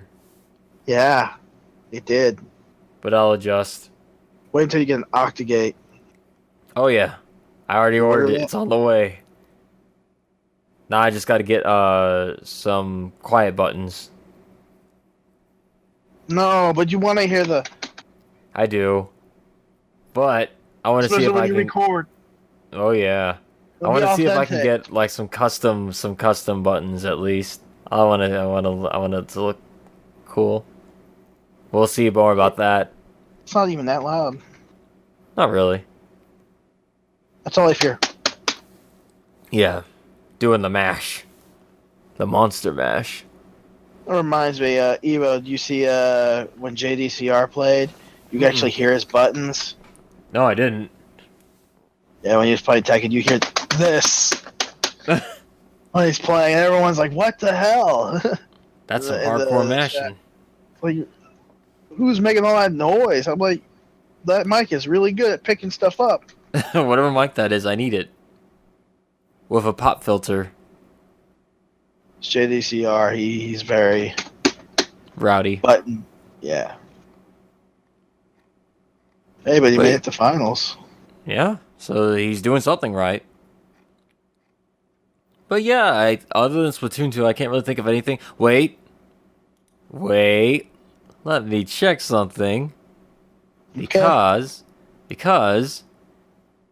there might be something that's coming out before the next podcast, which will be on the 7th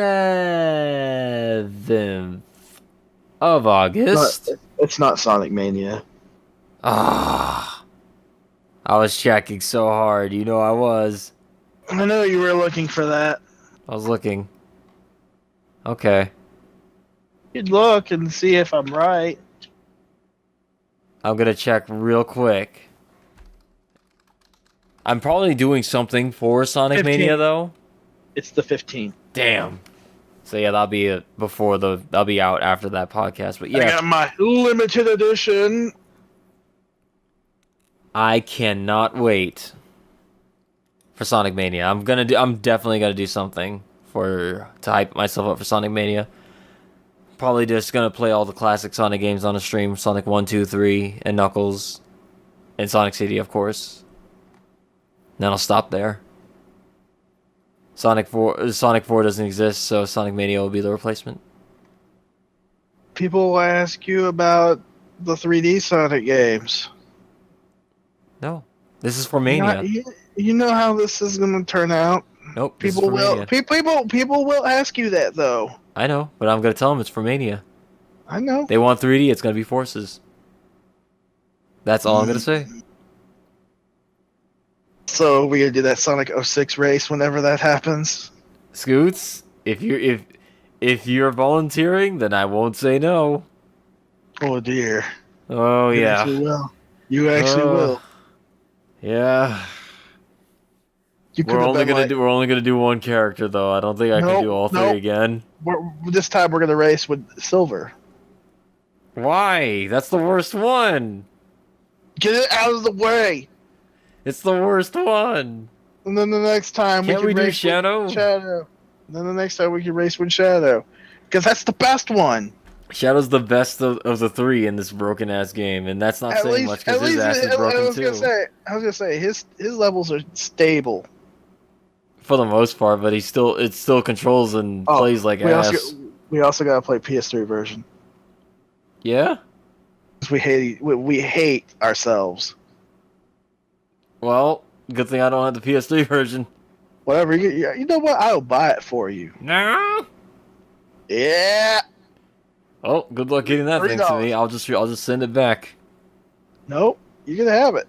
You're gonna have that piece of history. I'm gonna send it back. Progressively worst piece of history ever. Can't believe that's actually worse than the 360 version. Yeah, that game's fucked up. But, yeah. I think there might be some movies coming out as well. Let me check and see if there's any Get the Black movies. Tower.